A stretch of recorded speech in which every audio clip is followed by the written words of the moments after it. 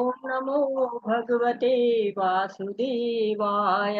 ओम नमो भगवते वासुदेवाय।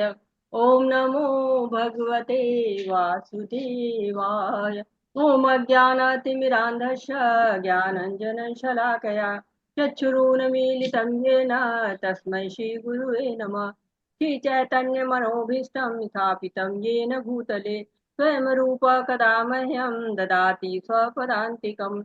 वन्देऽहं श्रीगुरु श्रीयुतपदकमलं श्रीगुरून् वैष्णवांश श्रीरूपं साग्रजातं सगणरघुनाथ अन्वितं तं सजीवम् साद्वैतं सावधूतं पर्जनसहितं कृष्ण चैतन्य देवं श्रीराधा कृष्ण पादान सहगण ललिता श्री विशाखा अन्विताश्च। हे कृष्ण करुणा सिंधु दीनबंधु जगतपते गोपेश गोपिका कांत राधा कांत नमस्ते। सप्त कांचन गौरांगी राधे वृंदावनेश्वरी वृषभानुसुते देवी प्रणमामि हरिप्रिये। नमः ॐ विष्णुपादाय कृष्ण पृष्ठाय भूतले श्रीमती भक्ति वेदांत स्वामिन् इति नामिने। नमस्ते सरस्वती देवे गौरवाणी प्रचारिणे निर्विशेष शून्यवादी पश्चात् तारिणे। जय श्री कृष्ण चैतन्य प्रभु नित्यानंद श्री अद्वैत गदाधर शिवासादि गौर भक्त वृंद। हरे कृष्णा कृष्ण कृष्णा हरे हरे हरे रामा राम राम हरे हरे। हरे कृष्णा। सभी को शील प्रभुपाद जी के द्वारा शील प्रभुपाद जी की जय हो। हरे कृष्णा। तो अब आज का सेशन शुरू करते हैं, और आज का सेशन शुरू करने के पहले सबसे पहले मैं जो अपने आध्यात्मिक गुरु शील प्रभुपाद जी का नमन करती हूँ। श्री श्री राधा गोविंदा मंदिर के अध्यक्ष नमो निष्ठा दास प्रभु जी को, जो इस पाठ्यक्रम के जनक भी हैं ऑनलाइन के, उनको भी नमन करती हूँ। अपने सारे शिक्षा गुरुओं को, सारे दीक्षा गुरुओं को नमन करती हूँ, और आप सभी भक्तों का स्वागत करती हूँ। हरे कृष्णा। सशक्त नमन करती हूँ आपका भी। तो शुरू करते हैं। कल हम लोगों ने जो पढ़ा था वो 18वां अध्याय हमारा शुरू हुआ था, और 18वें अध्याय में अर्जुन की जिज्ञासा आती है। अर्जुन जानना चाहते हैं कि संन्यास और त्याग पर क्या गुरु। हरे कृष्णा हो जाए, हो जाए प्लीज। तो कहते हैं कि संन्यास और त्याग दोनों का उद्देश्य जानना चाहते हैं कि त्याग और त्याग में जीवन दोनों का उद्देश्य क्या होता है। तो परिभाषा देते हैं श्री कृष्ण कि जो भौतिक इच्छाओं पर आधारित जो कार्य किए जाते हैं, काम्य कर्म किए जाते हैं, उनको कहते हैं संन्यास में। उनको संन्यास में या त्याग में जीवन कहा जाता है, ऐसा कह रहे हैं कृष्ण। और समस्त जो कर्म होते हैं उन कर्म फलों के त्याग को त्याग कहा जाता है। तो दो प्रकार के कर्म होते हैं। एक नित्य कर्म होता है जो कि रोज करते हैं, जैसे कि मंगला आरती करते हैं, मंदिर की सफाई करते हैं, और जपा करते हैं, संध्या वंदन करते हैं, प्रातः वंदन करते हैं। तो ये क्या होते हैं कि अनिवार्य गतिविधियां होती हैं, अनिवार्य रूप से करना होता है। और काम कर्म क्या होता है, जो किसी इच्छा की पूर्ति के लिए किया जाता है। अच्छा पति चाहिए, अच्छी पत्नी चाहिए, स्वर्ग चाहिए, पुत्र चाहिए, पुत्री चाहिए, नौकरी चाहिए, घर चाहिए, ये काम्य कर्म कहलाते हैं। तो भगवान कहते हैं कि त्याग के बारे में दो विचारधाराएं हैं। कुछ लोग कहते हैं कि सारे कर्मों को छोड़ देना चाहिए, और कुछ लोग कहते हैं कि यज्ञ दान तप को नहीं छोड़ना चाहिए। तो कृष्ण का क्या मत है? कृष्ण कहते हैं कि यज्ञ दान और तप को करना चाहिए, उनका परित्याग नहीं करना चाहिए। क्यों? ये कार्य ऐसे होते हैं जिससे महात्मा भी शुद्ध हो जाते हैं। तो लेकिन भाव हमारा ये होना चाहिए कि हमें आसक्ति उससे नहीं होनी चाहिए। तो त्याग हमेशा नियत कर्म कर्तव्य समझ के करना चाहिए। बिना फलों की इच्छा के करना चाहिए। और कर्म के 5 कारण बताए गए हैं। कोई बताएगा कर्म के 5 कारण कौन से? कल हम लोगों ने पढ़े थे। हरे कृष्णा।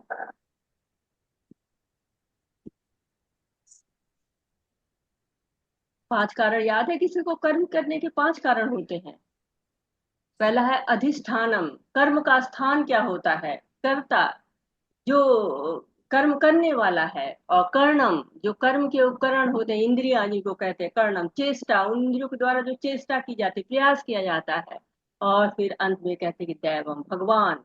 परमात्मा की इच्छा के बिना कोई भी कार्य नहीं हो पाता है। सारे कार्य भगवान की इच्छा के बिना नहीं हो सकते।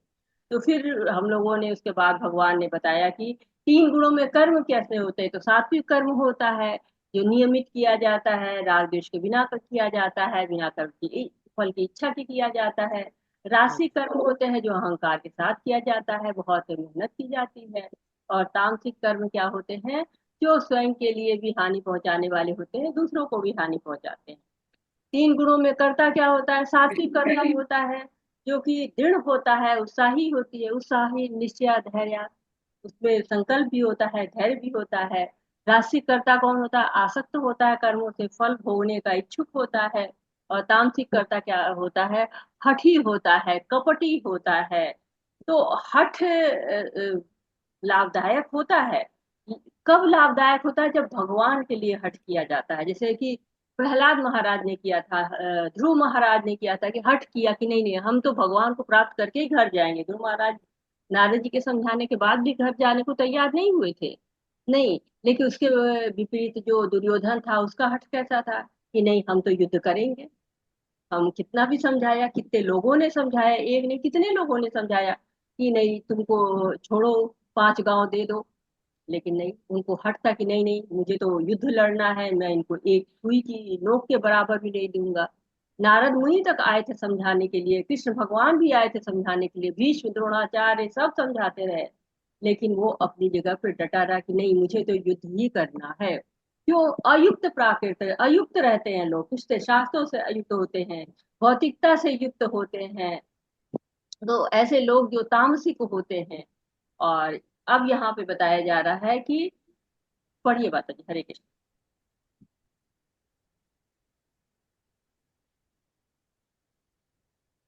तारा माता जी पढ़िए माता जी। ओम नमो भगवते वासुदेवाय। ओम नमो भगवते वासुदेवाय। ओम नमो भगवते वासुदेवाय। ओम श्री परमात्मने नमः। श्रीमद् भगवद गीता अथ अथाष्टादशोऽध्यायः।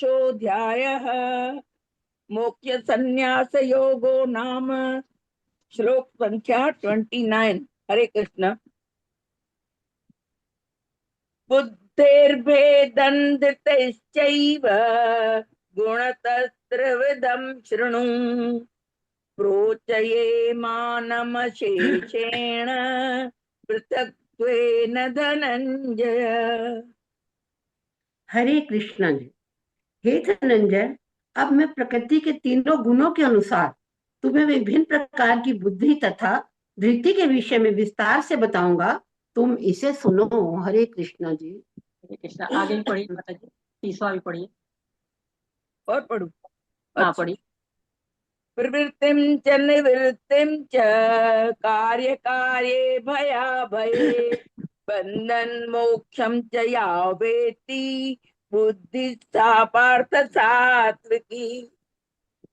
हे पृथा पुत्र, वह बुद्धि सतोगुणी है जिसके द्वारा मनुष्य ये जानता है कि क्या करनी है और क्या नहीं है, किससे डरना चाहिए और किससे नहीं, क्या बांधने वाला है और क्या मुक्ति देने वाला है। हरे कृष्ण जी। हरे कृष्णा। तो भगवान कह रहे हैं कि अब मैं बुद्धि और धृति के बारे में बताना चाह रहा हूँ। तो प्रवृत्ति च निवृत्ति च, क्या करना है और क्या नहीं करना है। कार्य कार्य भाव है, क्या करनी है और क्या अकरनी है। तो ये जो जान जाता है कि कौन सा कर्म ऐसा है जो मुझे बंधन में डालेगा, वो नहीं करता है। जो बंधन में नहीं डालता, उन कर्म को करता। जो सतुगुणी है वो ये चीजों को बिल्कुल अच्छी तरह जानते हैं। वो कि किस कर्म को करना चाहिए और किस कर्म को नहीं करना चाहिए, क्योंकि बंधनकारी होते हैं जो भी कर्म हम करते हैं, उनसे कोई ना कोई बंधन जरूर लगता है, लेकिन जब हम भगवान को समर्पित कर देते हैं तो वो बंधनकारी नहीं होते, मुक्ति देने वाले होते हैं, क्योंकि हमारे अंदर तो जो रस्सी है, जो सतोगुणी होते हैं उनके अंदर सोने की चेन होती है, वो सोने से बांधता है, लेकिन जो सतोगुणी होता है समझता है कि हाँ ये हमको बांधेगा, ये छोड़ेगा, ये मुक्ति देगा हमको, तो वो ऐसे कार्य को करता है जो मुक्ति दे। हरे कृष्णा। हरे कृष्ण। यया धर्म धर्मै च कार्यं चाकार्यमेव च अयथावत् प्रजानाति बुद्धि सा पार्थ राजसी। हे पृथा पुत्र, जो बुद्धि धर्म तथा अधर्म, करणीय तथा अकरणीय कर्म में भेद नहीं कर पाती, वह राजसी है। हरे कृष्ण जी। हरे कृष्णा। क्यों नहीं भेद कर पाती है? क्योंकि चश्मा चढ़ा रहता है, भोग का चश्मा चढ़ा रहता है, इच्छाओं का चश्मा चढ़ा रहता है, इसलिए उसको समझ ही में नहीं आता है कि क्या करना चाहिए और क्या नहीं कर। उसका एक सूत्री कार्यक्रम होता है, मुझे इसको भोगना है। वो स्वयं को भोगता समझता है और इसलिए उसकी बुद्धि हरण रहती है, उसकी बुद्धि स्पष्ट ही नहीं कर पाती है। हरे कृष्ण। हरे कृष्ण। अधर्मं धर्ममिति या मन्यते तमसावृता सर्वार्थान् विपरीतांश्च बुद्धि सा पार्थ तामसी। जो बुद्धि मोह तथा अंधकार के वशीभूत होकर अधर्म को धर्म और धर्म को अधर्म मानती है और सदैव विपरीत दिशा में प्रयत्न करती है, हे पार्थ, वह तामसी है। हरे कृष्ण जी। हरे कृष्णा। तो सतोगुणी हमेशा सही कार्य करेगा, क्योंकि उसको पता है क्या करना है क्या नहीं करना है। रजोगुणी कभी ठीक करेगा कभी गलत करेगा, लेकिन तमोगुणी हमेशा अज्ञान का पर्दा रहता है, शास्त्रों के विपरीत कार्य करेगा। जो उसकी बुद्धि है वो गलत दिशा में जाएगी। कहते हैं कि बुद्धि नाशक प्रणश्यति, बुद्धि का नाश हो जाता है, पतन हो जाता है, ऐसा यहाँ पे बता रहे हैं भगवान। हरे कृष्णा। हरे कृष्ण। धृत्यायया धारयते मन प्राणेन्द्रिय क्रियाः योगेनाव्यभिचारिण्या धृति सा पार्थ सात्विकी। हे पृथा पुत्र, जो अटूट है, जिसे योगाभ्यास द्वारा अचल रहकर धारण किया जाता है, और जो इस प्रकार मन, प्राण तथा इंद्रियों के कार्यकलापों को वश में रखती है, वह धृति सात्विक है। हरे कृष्ण जी। हरे कृष्ण। पहले बुद्धि के बारे में बताया कि बुद्धि जो है सतोगुणी बुद्धि, रजोगुणी बुद्धि और तमोगुणी बुद्धि। अब धैर्य धृति के बारे में बता रहे हैं। तो हम पहले पढ़ चुके हैं, भगवान पहले बता चुके, व्यवसायत्मिका बुद्धि रे के कुरु नंदना। तो बुद्धि कैसी होनी चाहिए? व्यवसायत्मिका होनी चाहिए, बहुशाखा हनानश्च, बहुशाखाओं में विभक्त नहीं होनी चाहिए, ऐसी बुद्धि सात्विक बुद्धि कहलाती है। अब यहाँ पे धैर्य की बात हो रही कि जो योगाभ्यास द्वारा अचल रहकर धारण किया जाता है। अचल रहना चाहिए, स्थिर होना चाहिए। मन है, प्राण है, इंद्रियां सब क्या होते हैं? जो सात्विक लोग की बिल्कुल वश में होती है। एक तरह से कहते हैं जो योगी होते हैं वो परमात्मा को जानते हैं, परमात्मा को हृदय में धारण करते हैं और उसकी ही चिंतन करते रहते हैं। तो जो धृति, जैसे कि बुद्धि आपकी होनी चाहिए व्यवसायिक बुद्धि, वैसे धृति भी कैसी होनी चाहिए? स्थिति यहाँ पे कही योगेना व्याभिचारण, अव्याभिचारणी होनी चाहिए। जो है व्याभिचारणी बुद्धि नहीं होनी चाहिए, व्याभिचारणी बुद्धि नहीं होनी चाहिए, अचल रहना चाहिए। हरे कृष्ण। यया तु धर्म का हरे कृष्ण। यया तु धर्म कामार्थं धृत्या धारयते अर्जुन प्रसंगेन फलाकांक्षी धृति सा पार्थ राजसी। लेकिन ये अर्जुन, जिस धृति से मनुष्य धर्म, अर्थ तथा काम के फलों में लिप्त बना रहता है, वह राजसी है। हरे कृष्णा जी। हरे कृष्ण। तो धर्म अर्थ काम और मोक्ष काम किस लिए होते हैं? मोक्ष को प्राप्त करने के लिए। लेकिन अगर जीव केवल धर्म अर्थ और काम में ही रह जाता है तो वो राजसी हो जाती है। जो सात्विक होता है वो मोक्ष की कामना करता है, लेकिन जो राजसी होता है वो धर्म अर्थ कामनाओं में ही लिप्त रहता है। एक तरह से इंद्रिय तृप्ति करता रहता है। हरे कृष्णा। हरे कृष्ण माता जी। यया स्वपन्म भयं शोकं विषादं मदमेव च न विमुच्यति दुर्मेधा धृति सा पार्थ तामसी। हे पार्थ, जो धृति, स्वप्न, भय, शोक, विषाद तथा मोह के परे नहीं जाती, ऐसी दुर्बुद्धि पूर्ण धृति तामसी है। हरे कृष्ण जी। हरे कृष्णा। तो स्वप्न स्वप्न सभी लोग देखते हैं, तो इसका ये मतलब नहीं है कि सतोगुणी नहीं स्वप्न देखता, वो भी देखता है। लेकिन यहाँ स्वप्न का मतलब क्या होता है कि जो लोग केवल सोते ही रहते हैं, वो क्या होता है, दिवा स्वप्न देखते रहते हैं, उनके बारे में यहाँ बात हो रही है। तो भय होता है, क्योंकि जब कुछ कार्य करते ही नहीं है तो भय ही रहेगा, हमेशा अपने आप को निद्रा में ही रहते हैं, शोक में रहते हैं, विषाद, यानी कि वो मोह में पड़े रहते हैं, दुर्बुद्धि है उनकी, कोई उद्देश्य नहीं है, योजनाएं नहीं है। अगर योजनाएं बन भी गई तो वो कार्य में नहीं आती हैं। तो हमेशा उनकी बुद्धि गलत जगह पर ही लगी रहती है, संकल्प उनका कभी भी स्थिर संकल्प नहीं होता है। हमेशा आज ये कर लेंगे, कल वो कर लेंगे, परसों वो कर लेंगे, लेकिन कोई भी कार्य उनका संपन्न नहीं होता है। हरे कृष्णा। हरे कृष्ण माता जी। सुखं त्विदानीं त्रिविधं शृणु मे भरतर्षभ अभ्यासाद्रमते यत्र दुःखान्ताञ्च निगच्छति। हे भरत श्रेष्ठ, अब मुझसे 3 प्रकार के सुखों के विषय में सुनो, जिनके द्वारा बद्ध जीव भोग करता है तथा जिसके द्वारा कभी कभी दुखों का अंत हो जाता है। हरे कृष्ण जी। हरे कृष्णा। तो सुख के बारे में कहा गया, सुख की अपनी अपनी परिभाषाएं होती हैं, और वो भी कैसे आती हैं परिभाषा में, गुणों के कारण आती है।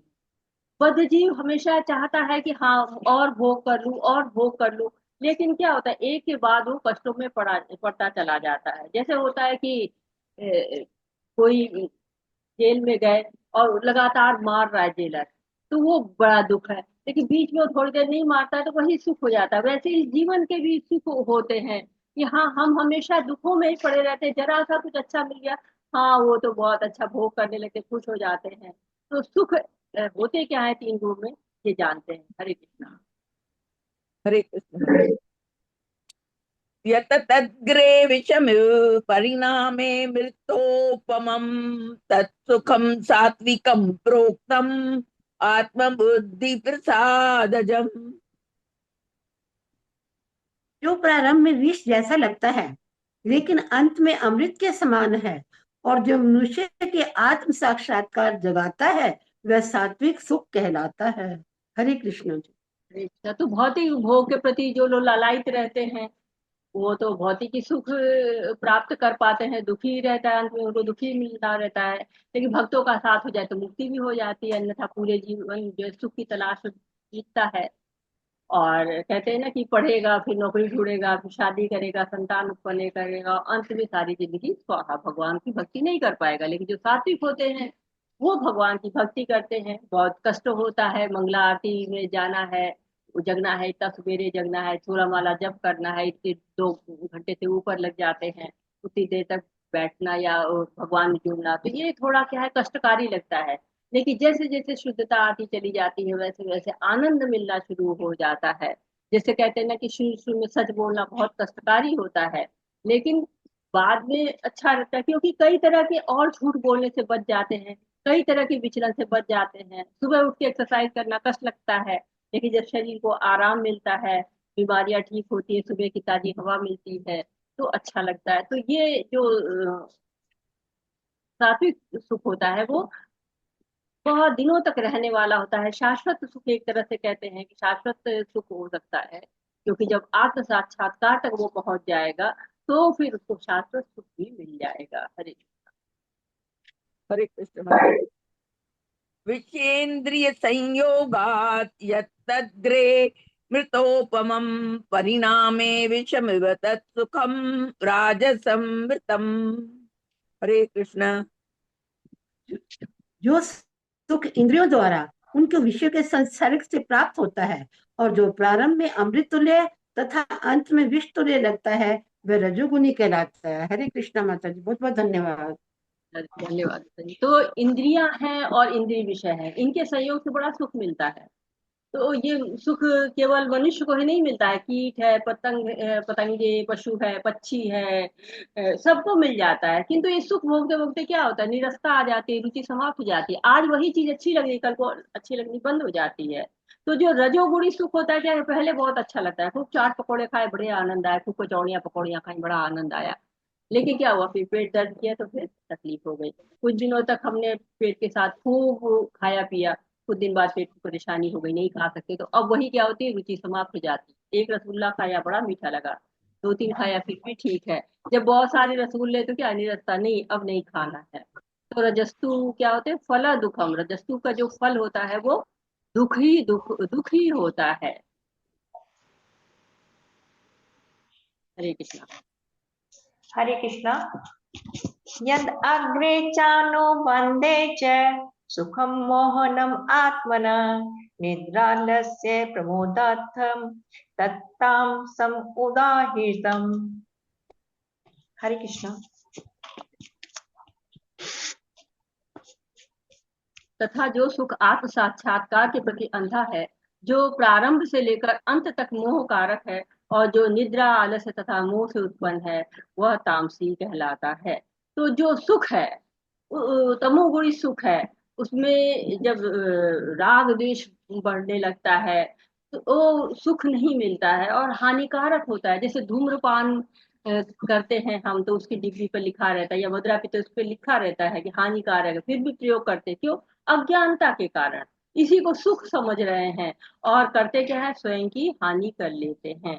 तो जो तामसी सुख होता है, वो कहते हैं ना, उनको लगता है कि ये सुख है, ये आलस्य ही बड़ा बहुत भारी सुख है, सो रहे हैं यही बहुत भारी सुख है। लेकिन क्या आता है, ये तमोगुणी सुख होता है। ये कभी भी आपको आनंद नहीं दे सकता, ये कभी भी सुख नहीं दे सकता है, न शुरू में सुख देगा न बाद में सुख देगा। जो सतोगुणी सुख है, वो पहले कष्टकारी होता है, बाद में सुखकारी होता है। राजसी सुख शुरू में सुखकारी होता है, बाद में दुखकारी होता है। और तमोगुणी सुख, जब क्या है, सिगरेट पी रहे हैं तो न पीते समय आनंद है, न बाद में आनंद है, कहीं भी आनंद नहीं, दुखी दुख है। हरे कृष्णा।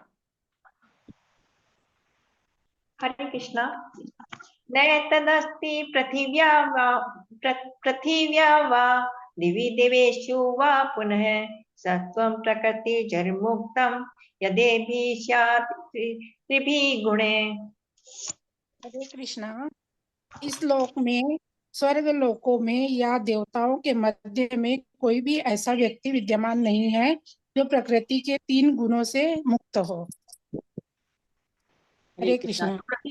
तो हरे कृष्णा आता जी, तो प्रकृति के 3 गुण से मुक्त कोई भी नहीं है। कहते हैं कि देवी देवता, स्वर्ग लोक, देवी देवताओं कोई भी नहीं है, सबके 3 गुण सबके पास है। तो ये जो ब्रह्मांड है, इस पे प्रकृति के 3 गुणों का कितना प्रभाव है, बता रहे हैं कि जीव जंतु पेड़ पक्षी मनुष्य, स्वर्ग लोक में रहने वाले देवताओं के जो लोक हैं, सब जगह इस गुण की प्रधानता है। हरे कृष्णा। हरे कृष्णा। ब्राह्मण क्षत्रिय विशाम शूद्राणाम च परंतप कर्माणि प्रविभक्तानि स्वभाव प्रभवैर्गुणैः। हरे कृष्णा। हे परम तप ब्राह्मणों, क्षत्रियों, वैश्यों तथा शूद्रों में, माता जी थोड़ा ऊपर कीजिए,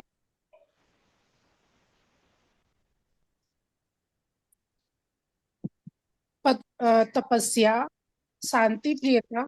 माता जी ज्यादा ऊपर चले गए ना। ओके। यही तो माता जी पढ़ रहे थे आप, हे परंतप। हे परम तप ब्राह्मणों, क्षत्रियों, वैश्यों तथा शूद्रों में प्रकृति के गुणों के अनुसार उनके स्वभाव द्वारा उत्पन्न गुणों के द्वारा भेद किया जाता है। हरे कृष्णा। हरे कृष्णा। तो अब 4 वर्णों की बात हो, जो वर्णाश्रम के द्वारा कैसे कर्तव्यों को शुद्ध किया जा सकता है। तो पहले भगवान बता रहे हैं कि ये जो 4 वर्ण होते हैं, उनके कौन कौन से गुण होते हैं, इसके बारे में बात कर रहे हैं। तो कह रहे कि जो ब्राह्मण है, क्षत्रिय है, वैश्य और शूद्र है, इनकी भी प्रकृति के गुण के अनुसार इनका स्वभाव होता है। और वो गुण क्या होता है, ये हम पढ़ते हैं। पहले ब्राह्मणों के बारे में बताया गया। हरे हरे कृष्णा। शमोदमस्तपः शौचम शांतिरार्जवम् एव च ज्ञानम विज्ञानम आस्तिक्यम ब्रह्म कर्म स्वभावजम। हरे कृष्णा। हरे कृष्णा। शांति, प्रियता, आत्मसंयम, तपस्या, पवित्रता, सहिष्णुता, सत्यनिष्ठा, ज्ञान, विज्ञान तथा धार्मिकता, ये सारे स्वाभाविक गुण है जिनके द्वारा ब्राह्मण कर्म करते हैं। हरे कृष्णा।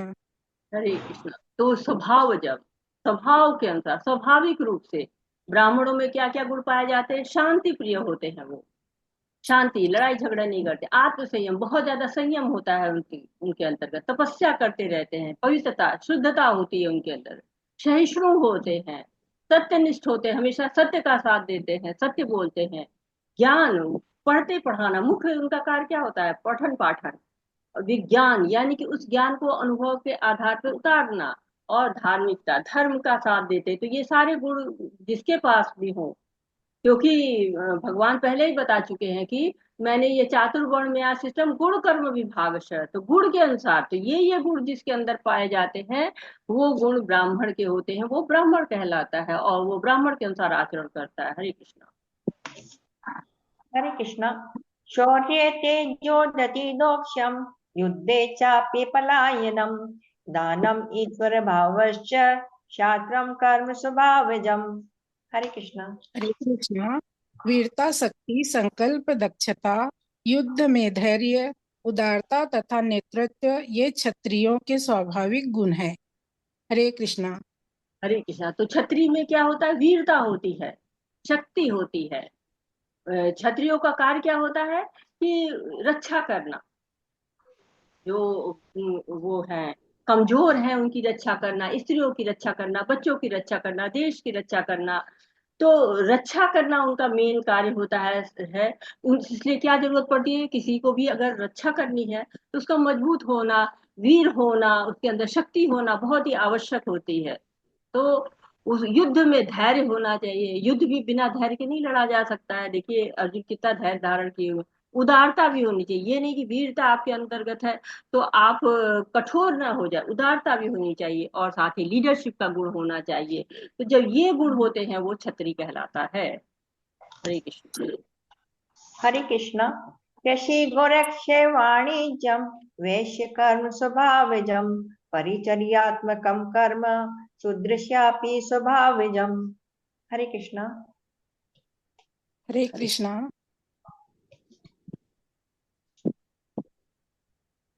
अपने कृषि अपने कर्म के गुणों का पालन करते कहा गया है हुए इसमें। प्रत्येक व्यक्ति कृषि करना, गौर रक्षा तथा व्यापार वैश्यों के स्वाभाविक कर्म है।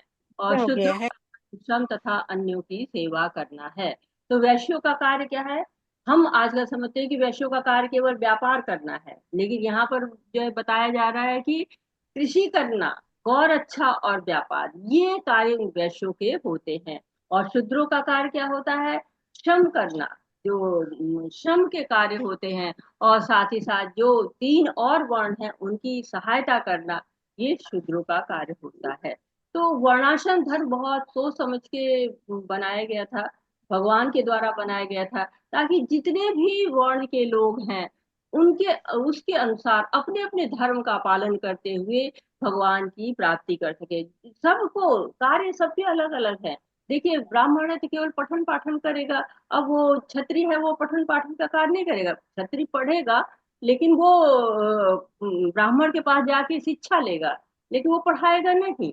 और ऐसे ही सबके कार्य विभाजित है और सबके गुण अलग अलग है, लेकिन अपने अपने गुणों के अनुसार स्वभाव जो आपका है उस स्वभाव के अनुसार कार्य करते करते आप भगवान की प्राप्ति कर सकते हैं। हरे कृष्णा। हरे कृष्णा। स्वे स्वे कर्मण्ये अभिरतः संसिद्धिं लभते नरः स्वे कर्मनिरत सिद्धिं यथा विदन्ति तच्छृणु। हरे कृष्णा। हरे कृष्णा। अपने अपने कर्म के गुणों का पालन करते हुए प्रत्येक व्यक्ति सिद्ध हो सकता है। अब तुम मुझसे सुनो कि यह किस प्रकार किया जा सकता है। हरे कृष्णा। हरे कृष्णा। तो स्व स्व, अपना अपना, कर्मण्य भीरत, कर्मणि अभीरत, अपने अपने कार्य में संलग्न होके जो भी कार्य आपको मिला हुआ है अपने अपने वर्णाश्रम के अनुसार से उसको करते हुए भी सिद्धि पाई जा सकती है। और कैसे कर सकते हैं ये आगे कह रहे हैं। भगवान क्या कहते हैं? तच्छृणु, सुनो मुझसे। हरे कृष्णा। हरे कृष्ण। यतः प्रवृत्तिर्भूतानां येन सर्वम् इदं ततं स्वकर्मणा तम अभ्यश्चर्य सिद्धिं विदन्ति मानव। हरे कृष्णा। जो सभी प्राणियों का उद्गम है और सर्वव्यापी है, उस भगवान की उपासना करके मनुष्य अपना कर्म करते हुए पूर्णता प्राप्त कर सकता है। हरे कृष्णा। हरे कृष्णा। जो सभी प्राणियों का उद्गम है, कौन है सभी प्राणियों का उद्गम? कौन है सभी प्राणियों का उद्गम? परमात्मा। भगवान। परमात्मा। बिल्कुल सही कह रहे हैं कि परमात्मा सारे प्राणियों का उद्गम है और साथ ही साथ सर्वव्यापी भी है। हर जगह व्याप्त है, उसकी महिमा हर जगह व्याप्त है, हर जगह। उस भगवान की उपासना करके मनुष्य अपना कर्म करते हुए पूर्णता प्राप्त कर सके। तो भगवान बिल्कुल स्पष्ट कह रहे हैं कि कहीं कुछ और नहीं करना है। केवल जिस प्राणी के जहां से आपका उद्गम स्थल है, जो आपका परमात्मा है, उनको उसके अनुसार वो अपने उनके अनुसार कार्य करके बस आपको वही याद रखना है कि हाँ ये गुण क्या है, हमारे कर्म क्या है, और उनके अनुसार कार्य करें। क्योंकि जो नियत कर्तव्य है वो बताए गए हैं, वेदों में बता दिए गए हैं। भगवान ने वेदों में सब बता दिया गया है कि हाँ जो भौतिक चीजें उनके बारे में बताया गया। वेद ऐसा कुछ भी नहीं छूटा है। आपको विद्या अविद्या सबके बारे में बताया गया है, तो उसके अनुसार भक्ति की जा सकती है। लेकिन गड़बड़ कहाँ पे होती है? जब हम उसके विपरीत कार्य करते हैं, जो हमें कार्य मिला हुआ है उस कार्य को न करके हम कुछ और करना चाहते हैं। हरे कृष्णा। हरे कृष्ण। श्रेयान् स्वधर्मो विगुण परधर्मात् स्व अनुष्ठितात् स्वभावनियतं कर्म कुर्वन्न आप्नोति किल्बिषम्। हरे कृष्ण। हरे कृष्णा। अपने वृत्तिपरक कार्य को करना, चाहे वह कितना ही त्रुटिपूर्ण ढंग से क्यों न किया जाए, अन्य किसी के कार्य को स्वीकार करने और अच्छी प्रकार करने की अपेक्षा अधिक श्रेष्ठ है। अपने स्वभाव के अनुसार निर्दिष्ट कर्म अभी कभी भी आपसे प्रभावित नहीं होते। हरे कृष्णा। हरे कृष्णा। तो कोई ब्राह्मण कहेगा कि नहीं नहीं मुझे तो वैश्य का काम करना है, तो कहते हैं आजकल बहुत से लोग इस तरह कर रहे हैं कि हम जो गुण है उसके अनुसार कार्य न करके जो इच्छा आज हमारी ये करने की इच्छा है ये करे, तो होता क्या है, कहीं सफल नहीं होते हैं।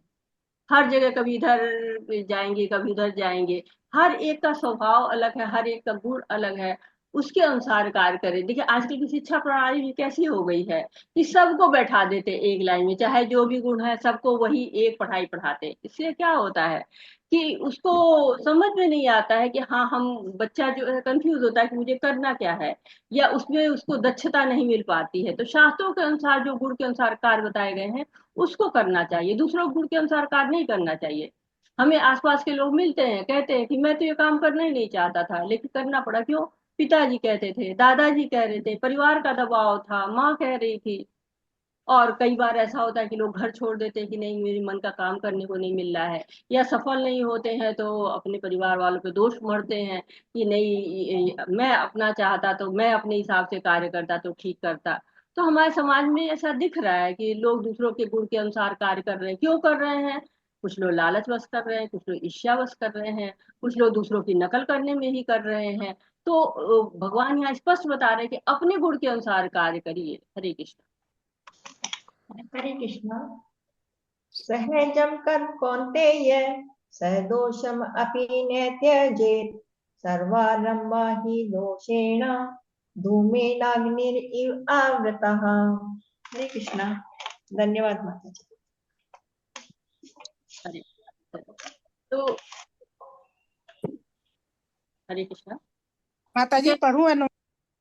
अनीता माता जी बढ़िया, आप अनीता माता जी ये लास्ट श्लोक हरे पढ़िए। हरे कृष्णा माता जी।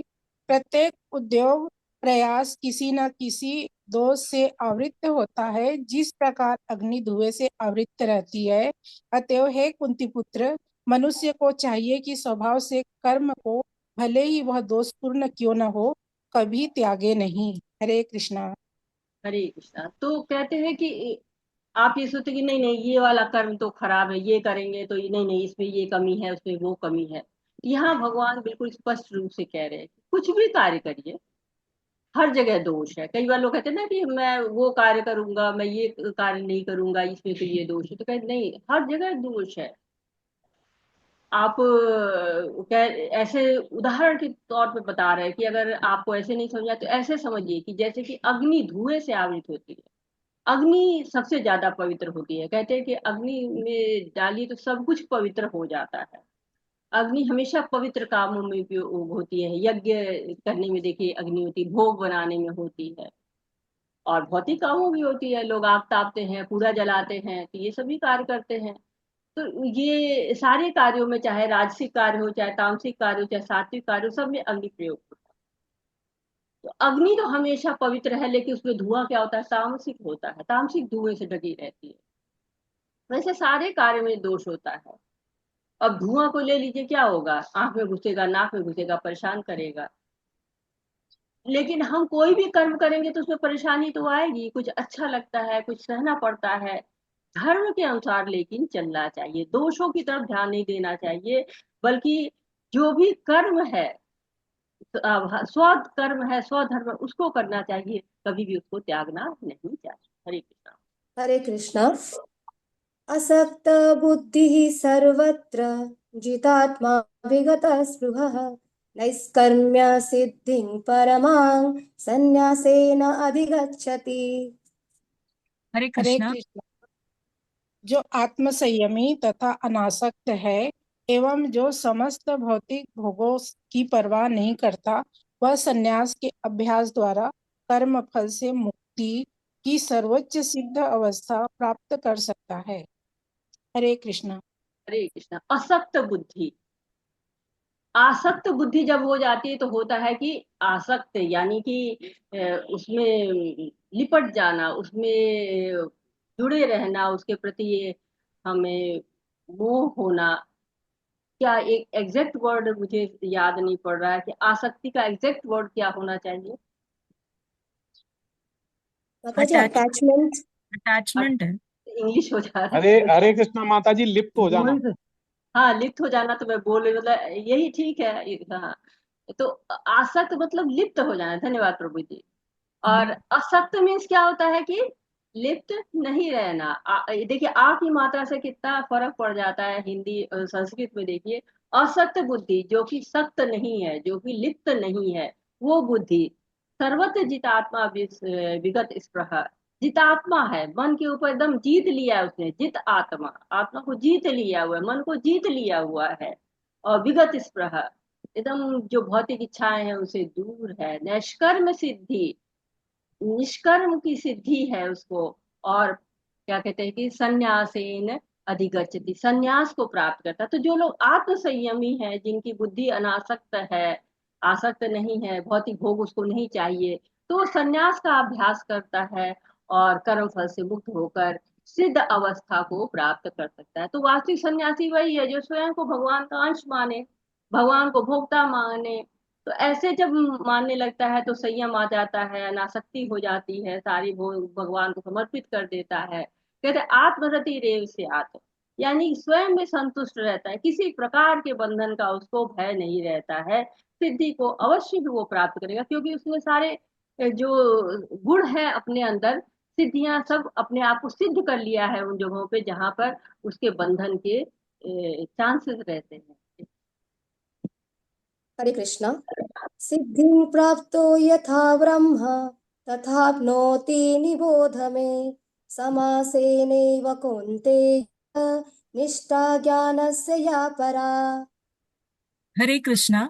हे कुंती पुत्र, जिस तरह इस सिद्धि को प्राप्त हुआ व्यक्ति परम सिद्धावस्था अर्थात ब्रह्म को, जो सर्वोच्च ज्ञान की अवस्था है, प्राप्त करता है, उसका मैं संक्षेप में तुमसे वर्णन करूंगा, उसे तुम जानो। हरे कृष्णा। सिद्धि को प्राप्त किया हुआ व्यक्ति जो सिद्ध हो चुका है, परम सिद्ध अवस्था अर्थात ब्रह्म को, ब्रह्म की अवस्था जिसने प्राप्त कर ली है। कहते हैं कि जो ज्ञानी होते, सर्वोच्च ज्ञान की अवस्था क्यों कह रहे हैं, क्योंकि जो ज्ञानी होते हैं, जो ज्ञान योग करते हैं, उनका गंतव्य क्या होता है, ब्रह्म होता है। तो जो लोग आत्म संयमी है, आत्म तृप्त हैं, भौतिक वस्तुओं के प्रति अनासक्त हैं, जो अहंकार की भावना से रहित हैं, उनको कौन सा पद प्राप्त हो जाता है? ब्रह्मभूत अवस्था। हम लोगों ने जो है ब्रह्मभूत अवस्था को कई जगह पढ़ा हुआ है कि ब्रह्मभूत प्रसन्नात्मा न सोचती न कांक्षति।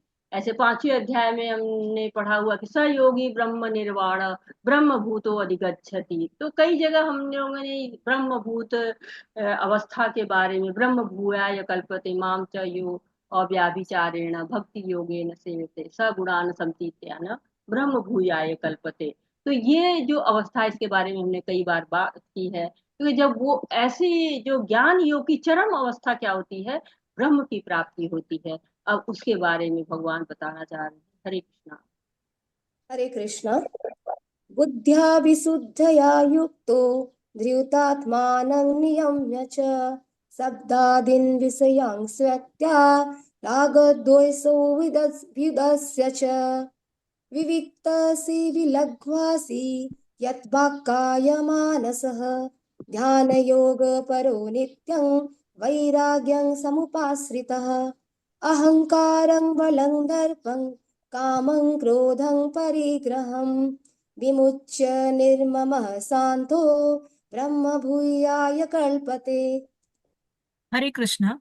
अपनी बुद्धि से शुद्ध होकर तथा धैर्य पूर्वक मन को वश में करते हुए इंद्रिय तृप्ति तृप्ति के विषयों का त्याग कर राग तथा द्वेष से मुक्त होकर जो व्यक्ति एकांत स्थान में वास करता है, जो थोड़ा खाता है, जो अपने शरीर मन तथा वाणी को वश में रखता है, जो सदैव समाधि में रहता है तथा पूर्णतया विरक्त, मिथ्या अहंकार, मिथ्या शक्ति, मिथ्या गर्व, काम, क्रोध तथा भौतिक वस्तुओं के संग्रह से मुक्त है, जो मिथ्या स्वामित्व की भावना से रहित तथा शांत है, वह निश्चय ही आत्म साक्षात्कार के पद को प्राप्त होता है। हरे कृष्णा।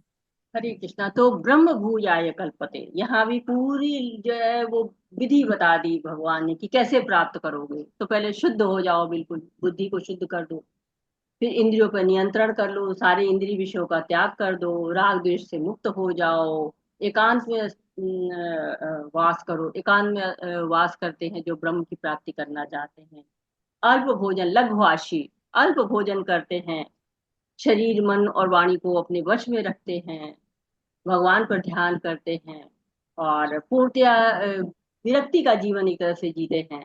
और मिथ्या अहंकार नहीं होता है उनको, भौतिक वस्तुओं के संग्रह से दूर रहते हैं, इंद्रियों पर पूर्णतया नियंत्रण होता है उनके, और ये स्वामित्व की भावना उनमें नहीं रहती, ये मेरा वो, ये सब चीजों से बहुत ऊपर उठ चुके होते हैं वो।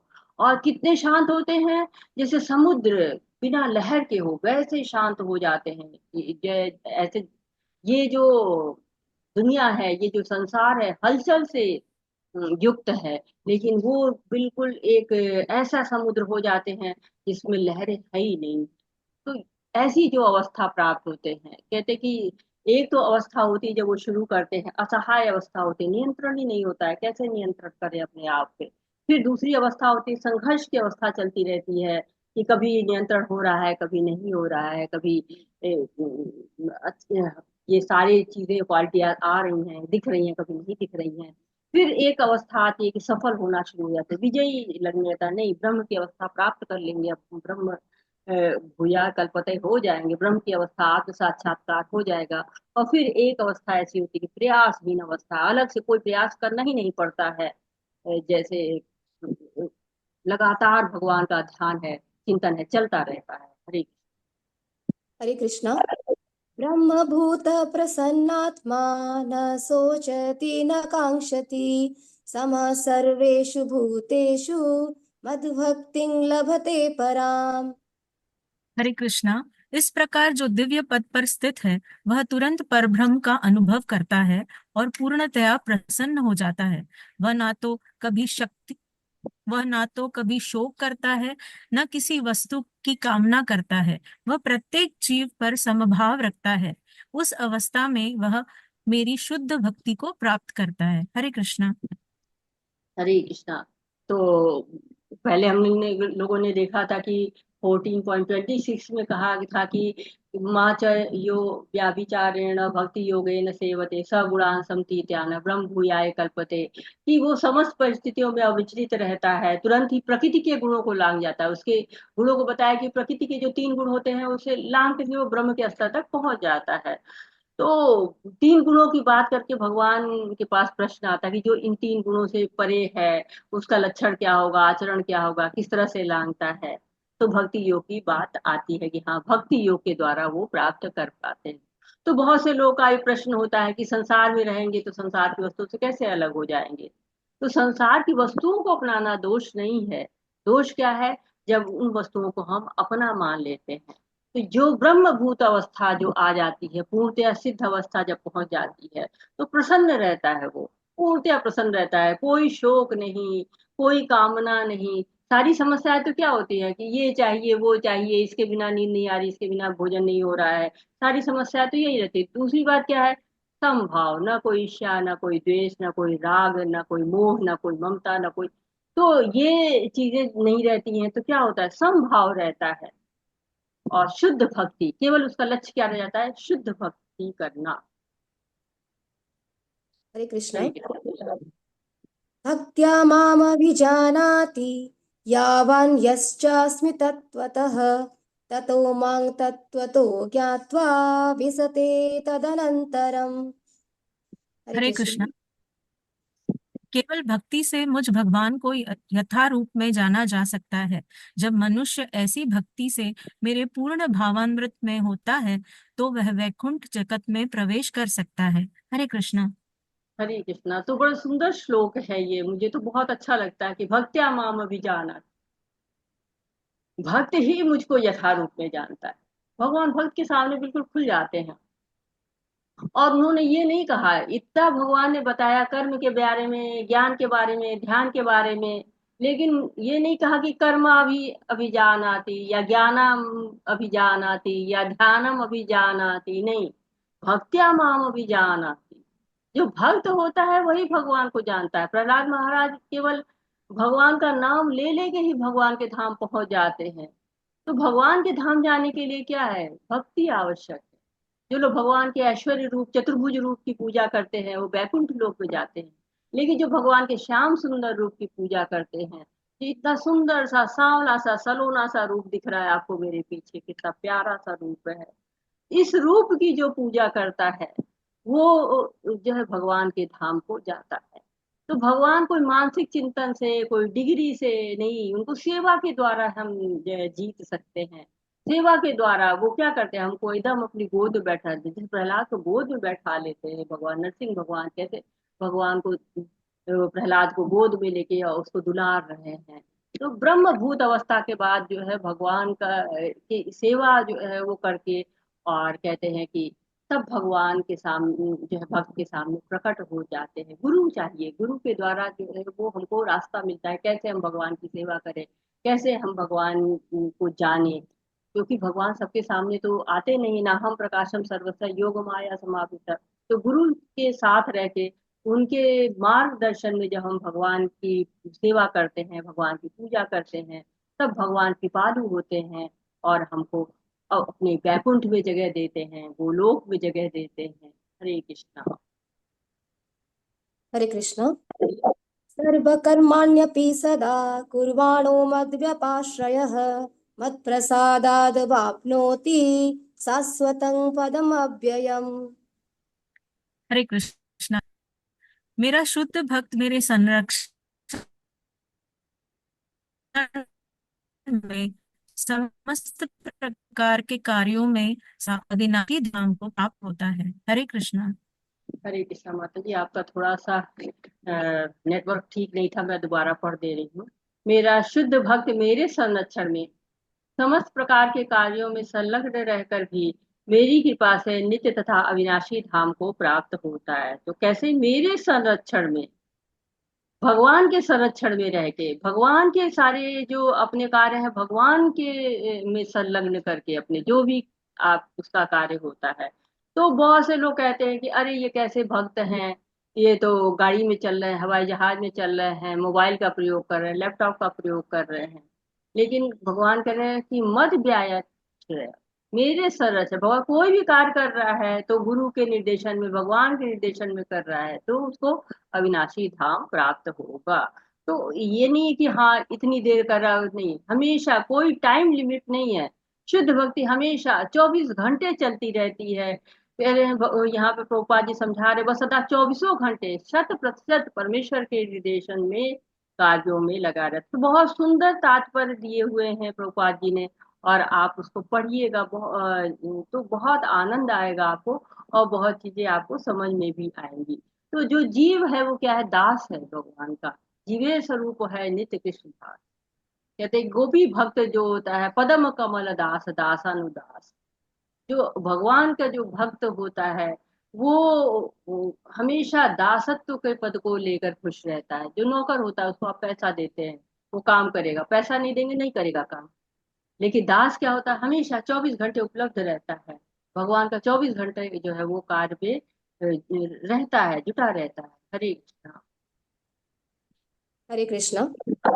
चेतसा सर्वकर्माणि मयि सन्नस्य मत्परः बुद्धियोगम् उपाश्रित्य मच्चित्तः सततं भव। हरे कृष्णा। सारे कार्यों के लिए मुझ पर निर्भर रहो और मेरे संरक्षण में सदा कर्म करो। ऐसी भक्ति में मेरे प्रति पूर्णतया सचेत रहो। हरे कृष्ण। हरे कृष्ण। चेतसा, बिल्कुल जो आपकी चेतना है, आपकी जो बुद्धि है, कहाँ लगा दो, भगवान के पे लगा दो। तो कैसी मनस्थिति में आपको भक्ति करनी है, कहती कि सारे कार्य के लिए मुझ पर निर्भर रहो। कैसे निर्भर रहो, जैसे बच्चा होता है, बच्चा हाथ पकड़ता है माता का पिता का, आंख बंद करके चलता चला जाता है, पूछता नहीं कहाँ ले जा रहे हो, चुपचाप धीरे टुकु टुकु टुकु चलता रहेगा बच्चा। तो वैसा ही आशय हमारा होना चाहिए, पूरी तरह से भगवान पर निर्भर। द्रौपदी के 5 मजबूत बलशाली पति थे, अद्भुत पति, मतलब जिनको युधिष्ठिर, भीम, अर्जुन। आवाज किसको लगाई उसने, कृष्ण को। जब भी कष्ट हुआ तो उन्होंने क्या किया कि हमेशा कृष्ण को आवाज लगी। चाहे वो दुर्वासा ऋषि आए थे 10,000 साधुओं को खाना खिलाना था, तब भी उन्होंने कृष्ण को याद किया। जब चीर हरण हो रहा था तब भी उन्होंने कृष्ण को याद किया। तो किस पे निर्भर रहना है, भगवान पर निर्भर रहना है। मेरे संरक्षण में रह के कर्म करो। दूसरा भगवान कह रहे मेरे संरक्षण में रह के। जब आप किसी उचित व्यक्ति के संरक्षण में रह के कार्य करते तो क्या होता है, कार्य की सफलता निश्चित हो जाती है। और भक्ति के प्रति सचेत रहे, हमेशा सचेत बुद्धि से करना चाहिए। कहा है कि कैसे करना चाहिए कर्म को, उत्साह निश्चय धैर्यात्। रूप गोस्वामी कहते हैं, उत्साह निश्चय धैर्यात् तत्कर्म प्रवर्तना। जो भक्ति को बढ़ानी है, भक्ति को आगे करना है, तो उत्साह से कार्य करो, निश्चय से कार्य करो, धैर्य से कार्य करो, तभी तुम भक्ति को कर पाओगे। तो भगवान सारे जो विधियां हैं वो भी बता रहे हैं। हरे कृष्णा। हरे कृष्ण। मच्चित्तः सर्वदुर्गाणि मत्प्रसादात् तरिष्यसि अच्छेतत्वमहङ्कारं न श्रोष्यसि विनङ्क्ष्यसि। हरे कृष्ण माता जी, धन्यवाद। हरे कृष्णा। यदि तुम मुझसे भावना भावित होगे तो मेरी कृपा से तुम बद्ध जीवन के सारे अवरोधों को लांघ जाओगे। लेकिन यदि तुम मिथ्या अहंकार वश ऐसी चेतना में कर्म नहीं करोगे और मेरी बात नहीं सुनोगे तो तुम विनष्ट हो जाओगे।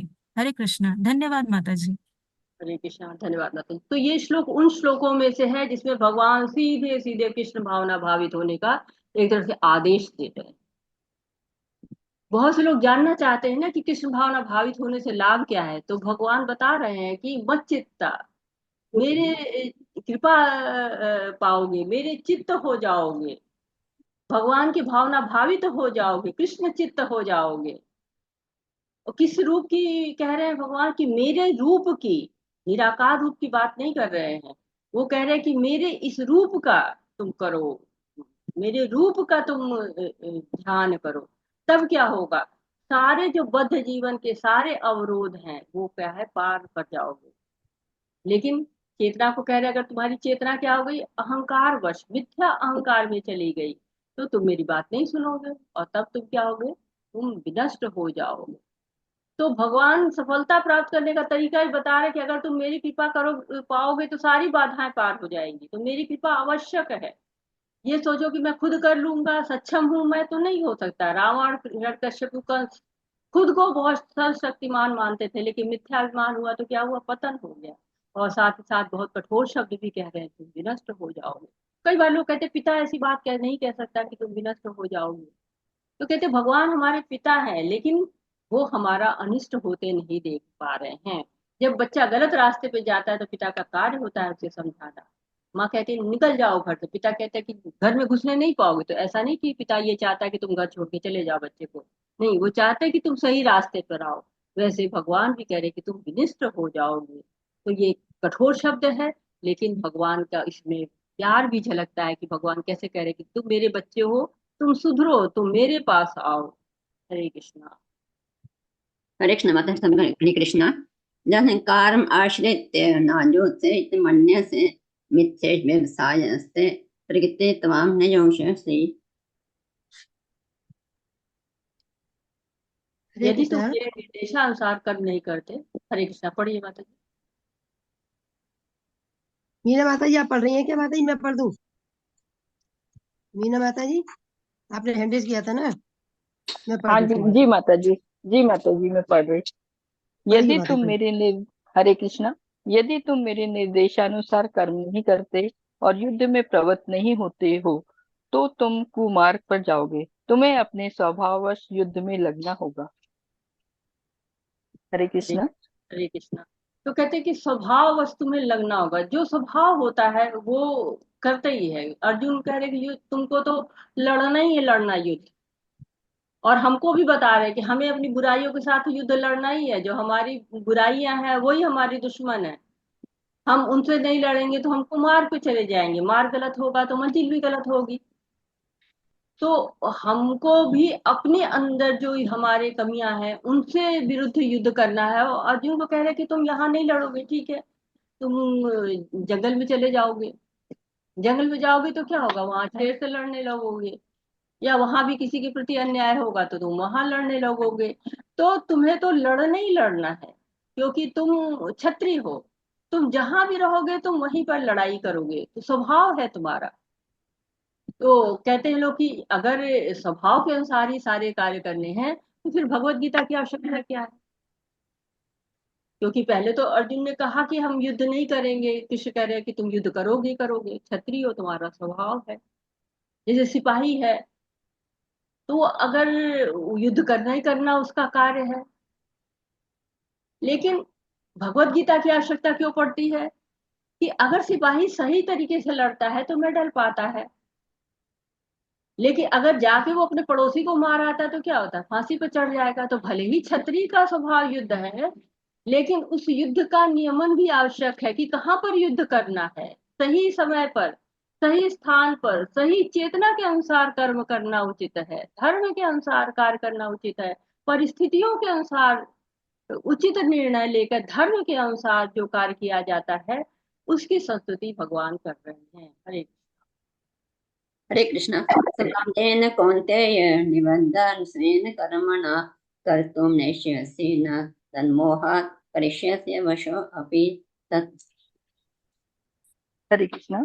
इस समय तुम मोहवश मेरे निर्देशानुसार कर्म करने से मना कर रहे हो, लेकिन हे कुंती पुत्र, तुम अपने ही स्वभाव से उत्पन्न कर्म द्वारा बाध्य होकर वही सब करोगे। हरे कृष्णा। हरे कृष्णा। तो हमारे अंदर क्या है, हमारे अंदर स्वभाव जो है उसके अनुसार हम कर्म करेंगे ही करेंगे। क्यों? क्योंकि जो हमारे हृदय के अंदर आत्मा भी है, परमात्मा भी है। परंतु परमात्मा की सेविका है माया देवी, माया शक्ति। तो जब आत्मा भौतिक भोग से फंसी रहती है ना, तो माया का पहरा रहता है, माया परमात्मा की तरफ नहीं जाने देती, भगवान से दूरी रखती है। लेकिन जब हम जप करते हैं तो हम माया जो है बीच से हट जाती है, हम भगवान की बात को सुन पाते हैं। तो जो स्वभाव होता है उसके अनुसार हम कर्म करते हैं। लेकिन हाँ, हमें अपने स्वभाव को भी कैसे शास्त्रों के अनुसार ढालना होगा, शास्त्रों के अनुसार करना होगा। जैसे साधु था, एक बिच्छू था। तो साधु बैठा था पानी के किनारे पे, नदी के किनारे बैठा है, और एक बिच्छू डूब रहा था। तो साधु उसको बार बार हाथ में लेता है और बिच्छू को काट लेता है, बार बार। तो कुछ लोग कहते हैं कि ऐसा क्यों कर रहे हो, तुमको ये काट रहा है बार बार, तो इसको तुम मत हटाओ। तो कह रहे कि वो बिच्छू है, उसका स्वभाव है टकमाना, मैं साधु हूँ, मेरा स्वभाव है उसको बचाना। तो कहते हैं कि हाँ, हरे कृष्णा, आप लोग की किसी की आवाज बहुत ज्यादा आ रही है, माइक म्यूट कर ले प्लीज। तो शुरू में हम स्वभाव के अनुसार ही कार्य करते हैं, लेकिन धीरे धीरे जब हम भगवान की तरफ अपने मन को लगाते जाते हैं तो उस स्वभाव को में शुद्धि आती चली जाती है, और हमारा जो भौतिक स्वभाव है वो धीरे धीरे आध्यात्मिकता की तरफ बढ़ता चला जाता है। जो लोग पढ़ रहे हैं वो लोग भी माइक तभी ऑन करें जब जरूरत है। अच्छा, हरे कृष्णा। हरे कृष्ण। ईश्वर सर्वभूतानां हृद्देशे अर्जुन तिष्ठति भ्राम्य सर्वभूतानि जन्तरारूढानि मायया। हरे कृष्ण। हे अर्जुन, परमेश्वर प्रत्येक जीव के हृदय में स्थित है और भौतिक शक्ति से निर्मित यंत्र में सवार की भांति बैठे समस्त जीवों को अपनी माया से घुमा भरमा रहे हैं। हरे कृष्णा माता जी। हरे कृष्णा माता जी। तो बता रहे हैं कि हमारा स्वभाव कहाँ से, हमारा स्वभाव इन 3 गुणों की रस्सियों से बंधा हुआ है। तो जो बांधता रहता, हमेशा जीव को बांधता रहता है। लेकिन जो एक तरह से कह रहे हैं कि जैसे फेरी व्हील होता है, फेरी व्हील पर हम बैठ जाते हैं और फेरी व्हील घूमती रहती, नचाती रहती, नचाती रहती, वैसे ही ये भगवान जो है वो ईश्वर सर्वभूताना हृदय देशे जुन तिष्ठति, हृदय के देश में जो भगवान है वो रहते हैं। ये और हमने कहाँ पढ़ा है, हमने कहाँ पढ़ा है कि प्रत्येक जीव के हृदय में स्थित होते हैं परमात्मा? याद है किसी को? ये हरे तो कृष्ण पढ़ा माता जी। उपदष्टानुमंता च भर्ता भोक्ता महेश्वर परमात्म वित्ति चापयुक्तो दे अस्मिनम पुरुष है, पर ये नहीं है क्या? थोड़ा थोड़ा है, पूरी तरह से तो नहीं है। सर्वस्य सर्वस्य हृदयविष्टम्। सर्वस्व चाहम हृदय सन्निविष्टो, भगवान जो है कहाँ हाँ, है? ये भी है माता जी, ये भी है। हृदय में निवास करते हैं, मतलब प्योर हृदय इसमें भी है, दोनों जगह आया है। आप ये लोग याद कर सकते हैं कि 18.61 में भी है हृदय देशे अर्जुन तिष्ठति, और सर्वस्व चाहम, ये 2 श्लोक में भगवान बिल्कुल स्पष्ट कहते हैं कि मैं हृदय में रहता हूँ। और कहते हैं भौतिक शक्ति से निर्मित यंत्र, ये भौतिक शक्ति से निर्मित यंत्र कह रहे हैं जो कि शरीर को, शरीर क्या है, ये भगवान के द्वारा बनाया हुआ एक यंत्र है। और इसमें कैसे बैठे हैं भगवान, ऐसे जैसे हवाई जहाज है यंत्र और उसके अंदर हम सवार होकर बैठ जाते हैं, वैसे ही भगवान क्या है, शरीर है जो कि हमारा भौतिक चीजों से बना हुआ है, इसमें सवार हैं और अपनी माया से घुमा रहे हैं। माया जो है वो हमको बिल्कुल, माया वैसे भी कहे कि देवी हेषा गुणमयी मम माया दुरात्या, भगवान की जो माया शक्ति है ये बहुत ही ज्यादा शक्तिशाली है, इससे बचना साधारण जीव के लिए बहुत ही मुश्किल होता है। लेकिन ऐसे ही जो जीव है इसी माया में एक यंत्र में बैठा रहता है, भगवान भी जो है उस यंत्र को घुमा रहे हैं जैसे। तो हमें क्या करना है, ये यंत्र खराब हो जाएगा तो नया लेना पड़ जाएगा। इस यंत्र पे हमारा नियंत्रण भी नहीं है, किसी भी तरह का यंत्र हमको मिल सकता है, क्योंकि हमारी इच्छा से, हमारे कर्मों से कुछ भी मिल सकता है। तो अच्छा क्या है, जो यंत्र मिला हुआ है हमको, इसी यंत्र के साथ हम भगवान की भक्ति करें और भगवान के पास चले जाएं, भगवत धाम को चले जाएं। इस जो माया के चक्र में भगवान हमको घुमा रहे हैं, हम इससे बाहर निकलें और आध्यात्मिक जगत में प्रवेश करें। हरे कृष्ण। तमे शरणं गच्छ सर्वभावेन भारत तत्प्रसादात् परां शांति स्थानं प्राप्स्यसे शाश्वतम्। हरे कृष्ण। हरे कृष्ण। हे भारत, सब प्रकार से उसी की शरण में जाओ, उसकी कृपा से तुम परम शांति को तथा परम नित्य धाम को प्राप्त करोगे। हरे कृष्ण। हरे कृष्णा। तो भगवान क्या कह रहे हैं कि तुम उसकी शरण में जाओ। एक तरह से अब धीरे धीरे हम निष्कर्ष की तरफ बढ़ रहे हैं, और भगवान के लिए जो, भगवान की शरण में जाओ, लेकिन जो है भगवान कैसे कह रहे हैं, जैसे किसी थर्ड पर्सन के लिए कह रहे हो कि तुम उसकी शरण में जाओ। किसकी शरण में जाओ, किसके लिए भगवान कह रहे हैं कि उसकी शरण में जाओ? भगवान की। भगवान की। भगवान की किस रूप की? परमात्मा। हाँ, परम परमात्मा ब्रह्म। रूप। परमात्मा रूप में, जो अभी भगवान परमात्मा के रूप में बता रहे थे ना इसके पहले, कि प्रत्येक जीव के हृदय में स्थित है, परमात्मा स्थित है ना। तो भगवान उसे कह रहे हैं कि हे हे भारत, सब प्रकार से उसी की शरण में जाओ। अतएव जीव को चाहिए कि प्रत्येक हृदय में स्थित भगवान की शरण ले। इससे इस संसार के समस्त प्रकार के दुखों से छुटकारा मिल जाएगा। तो ऐसी शरण पाने से मनुष्य न केवल इस जीवन के सारे कष्टों से छुटकारा पा सकेगा, अपितु अंत में वह परमेश्वर के पास पहुंच जाएगा। यहाँ पर भी भगवान जो है वो प्रभुपाद जी बता रहे हैं हमको कि भगवत गीता के 15वें अध्याय में लिखा है, सर्वस्व चाह हृदय से निष्ठा। भगवान प्रत्येक जीव के हृदय में स्थित है। तो अतः इस कथन की मनुष्य अंतः स्थिति परमात्मा की शरण। तो और इसका मतलब क्या है कि भगवान कृष्ण की शरण ले। मतलब वो क्या है, परम सत्य के 3 स्तर होते हैं, और उस स्तर में जो है भगवान कह रहे हैं कि तुम जाओ उस परमात्मा की शरण। वो परमात्मा जो तुम्हारे हृदय में बैठा रहता है। एक तरह से निष्कर्ष हम पढ़ते जा रहे हैं कि भगवान के जीवों के कल्याण के लिए कई रूपों में इस जगत में आते हैं।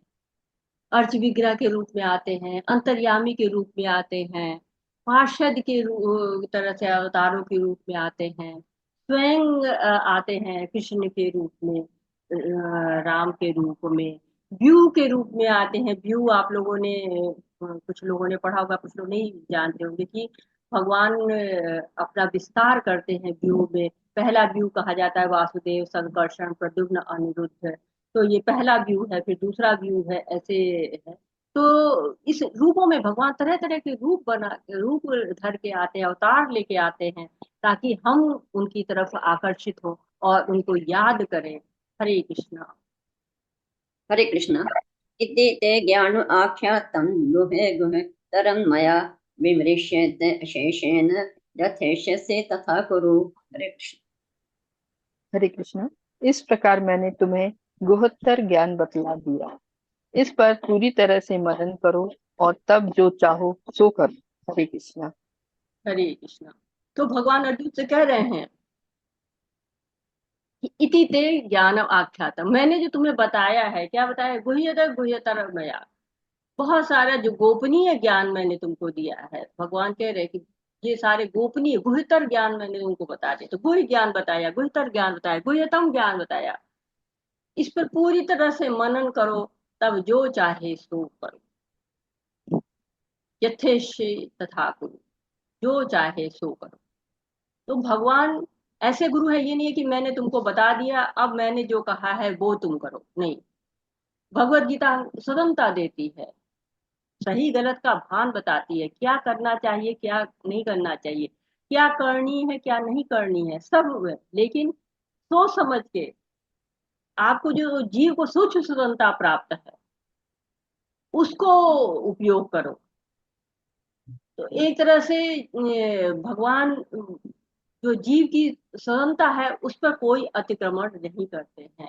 भगवान समझाते हैं, बताते हैं, और स्वतंत्र कहते हैं कि हाँ जो चाहे सो कर। तो इस स्वतंत्रता के कारण ही क्या होता है कि बहुत से जीव बंधना, वो नहीं चाहते, किसी बंधन में नहीं जाना चाहते हैं, और वो चाहते हैं कि हाँ हम स्वतंत्र हैं। और इसके कारण कभी कभी वो उनका पतन भी हो जाता है। तो करना क्या है हमको? जैसे कि बच्चा है, उसको माँ बाप के पीछे पीछे ही चलना चाहिए, माँ बाप के संरक्षण में ही चलना चाहिए। वैसे हम जीव हैं, हमको भगवान के संरक्षण में चलना चाहिए। भगवान से स्वतंत्र होकर जब हम चलने की कोशिश करते हैं तो क्या होता है, हमारा पतन होता है। तो भले ही भगवान ने कह दिया है कि नहीं जो चाहे सो करो, मैंने तुमको सारे ज्ञान दे, तो ये भगवान ने किया है कि हाँ भगवान हस्तक्षेप नहीं कर रहे हैं।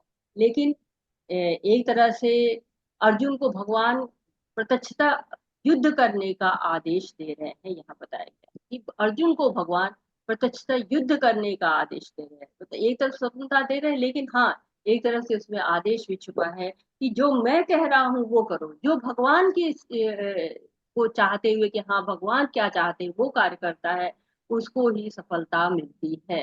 तो इसलिए भगवान की शरणागत होना जीव के लिए बहुत आवश्यक भी है, अत्यंत लाभकारी भी है। हरे कृष्ण।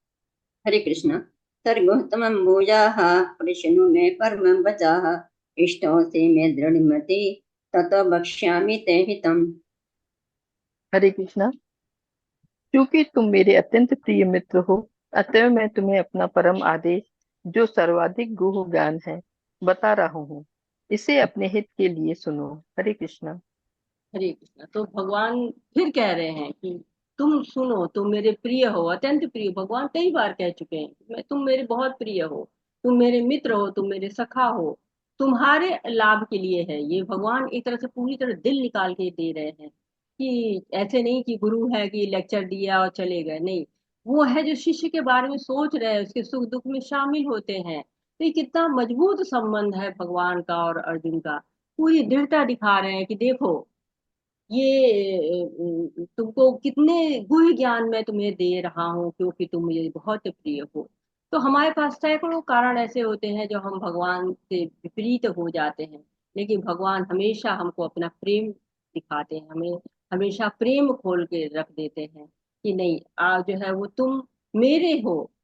जीव को कहते तुम मेरे हो, तुम मेरी तरफ रहो। मैंने तुमको गुह्य ज्ञान बताए। भगवान ने ये भगवत गीता क्यों सुनाई है? हमारे लिए सुनाई है। ये सर्वाधिक गुह्य ज्ञान कौन है? हमारे हित के लिए वो दे रहे हैं। हरे कृष्ण। हरे कृष्ण। मना मना मद्भक्ताः मद्याजीनो नमस्कुरु मामेष्यसे सत्यं ते जाने प्रियोऽसि मे। हरे कृष्ण। हरे कृष्णा। सदैव मेरा चिंतन करो, मेरे भक्त बनो, मेरी पूजा करो और मुझे नमस्कार करो। इस प्रकार तुम निश्चित रूप से मेरे पास आओगे। मैं तुम्हें वचन देता हूँ, क्योंकि तुम मेरे परम प्रिय मित्र हो। हरे कृष्णा। हरे कृष्ण। तो एक तरह से अब ये जो दो श्लोक होते हैं 65 और 66, इनको कहा गया है कि ये भगवत गीता की चाबी है। अगर भगवत गीता को एक संदूक मान लेते हैं आप, तो उसमें जो कर्म योग है ये एक कवर है, ऊपरी कवर है। जो ज्ञान योग है वो निचला कवर है। और उसके बीच में भक्ति योग रखा हुआ है। और वो संदूक बंद है, उसको खोलने के लिए कुछ न कुछ चाहिए। जब चाबी दिखती है तो क्या होता है? हमारा तुरंत मन करता है कि इस संदूक को खोल। तो ये जो है चाबी, आपको ये दो श्लोक दिया गया है। मन मना भव, मेरा चिंतन करो, मनन करो, मद भक्ता, मेरे भक्त बनो, मद्याजी माम नमस्कुरु, मुझको पूजा करो, मेरी नमस्कार करो, माम वैश्री सत्यम ते, मैं सच कह रहा हूँ कि प्रति जाने प्रियोसी में, कि तुमको मैं प्रतिज्ञा दे रहा हूँ कि क्यों दे रहा हूँ? क्योंकि तुम मेरे प्रिय हो। वचन दे रहा हूँ कि तुम मेरे पास अवश्य ही आओगे। मैं वैश्य सत्यम थे प्रति जाने। तो इस तरह से तुम निश्चित रूप से मेरे पास आओगे, वचन दे रहे हैं भगवान। तो ये ज्ञान का गुह्यतम अंश है। सबसे ज्यादा जो है वो जो हमें धारण करना है, जो हमें लेके घर जाना है, पूरी भगवत गीता से अगर हमको कुछ लेके जाना है तो ये श्लोक हमें लेके जाना है। 9.34 में भी भगवान इस बात को कह चुके हैं, मन मनाव मद भक्तो मद्याजी माम नमस्कुरु माम वैश्य युक्तेव आत्मा मत परायण। मेरे परायण बनो, अपनी आत्मा को मुझ में लगा दो, निश्चित रूप से तुम मुझे प्राप्त करोगे। तो एक तरह से भगवान बता रहे हैं कि हमारा तुम्हारा संबंध क्या है। तुम्हें मेरे पास ही आना है, तुम्हें मेरे परायण ही बनना है। मैं तुमसे सही कह रहा हूँ, तुम मेरे प्रिय मित्र हो। तो भगवान कहते हैं कि अ, हर तरह से तुमको मेरे पास डायरेक्ट है, इनडायरेक्ट है, हर तरह से भगवान घोषणा कर रहे हैं, बता रहे हैं। योग क्षेम वहा में हम पहले उन्होंने घोषणा की कि आओ तुम, मैं तुम्हें जो है वो तुम्हारी रक्षा करूंगा। तो भगवान हर तरह से अपने दिल को खोल रहे हैं, अपने दरवाजों को खोल रहे हैं। आओ किसी तरह से मेरे पास आओ तुम, क्योंकि मैं जो है वो तुम्हारा पिता हूँ, पर पितामह हूँ। भगवान ने सारे संबंध अपने बताए। और इसीलिए जीव का कर्तव्य क्या होता है कि वो कृष्ण पर एकाग्र करे, उनके श्याम सुंदर रूप पे एकाग्र करे, जो कि वर्णन किया गया है बहुत सारे शास्त्रों में, ब्रह्म संहिता में। हरे कृष्णा। हरे कृष्ण। सर्वधर्मान् परित्यज्य मामेकं शरणं व्रज अहं त्वां सर्वपापेभ्यः मोक्षयिष्यामि मा शुचः। हरे कृष्ण। हरे कृष्णा। समस्त प्रकार के धर्मों का परित्याग करो और मेरी शरण में आओ। मैं समस्त पापों से तुम्हारा उद्धार कर दूंगा, डरो मत। हरे कृष्ण। हरे कृष्ण। तो भगवान क्या करे, सारे धर्म को छोड़ दो, सर्व धर्मान परित्यज्य माम एकम शरणम। एक बस खाली होना चाहिए, एक धर्म बचना चाहिए कि मेरी शरण में आ जाओ। एक तरह से पूर्ण भक्ति, अव्याभिचारण भक्ति करनी है। प्रेम क्या होता है, हृदय के मामला है। कहते हैं ना कि एक ही तो दिल है, किस किस को दूं। तो भगवान पूरा हृदय मांग रहे हैं, मुझे दो। सर्वधर्मान प्रति माम एकम शरण, केवल मेरी शरण में, किसी पार्षद के, किसी अधिकारी गण के, किसी देवी के देवता के, किसी के नहीं, केवल मेरे पास आओ। और भगवान के धाम पहुंचने का पासवर्ड क्या है, भगवान की भक्ति। तो अर्जुन सारे धर्म छोड़ के क्या अधार्मिक हो जाए?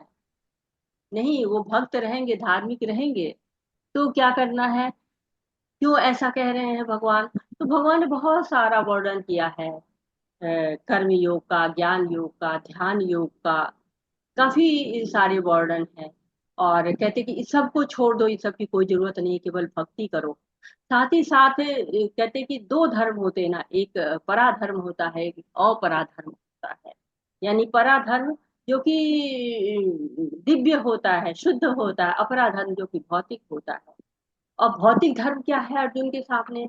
भगवत गीता के, आप जब महाभारत में छठा पर्व भीष्म पर्व आता है, तो उसमें कहते हो कई पर्व हैं, आदि पर्व, सभा पर्व, वन पर्व, विराट पर्व, उद्योग पर्व। भीष्म पर्व जब आता है तो पांडव युद्ध के बारे में बातचीत कर रहे हैं, सब लोग बैठे हुए हैं। तो वहां पर क्षत्रिय धर्म की बात हो रही है, कुल धर्म की बात हो रही है। तो क्षत्रिय धर्म क्या कहता है, आप योद्धा युद्ध करो, न्याय नहीं मिल रहा है, युद्ध करना चाहिए। कुल धर्म क्या करता है कि कुल की रक्षा करो। तो यहाँ कुल के प्रति संघर्ष था, कुल के प्रति युद्ध था।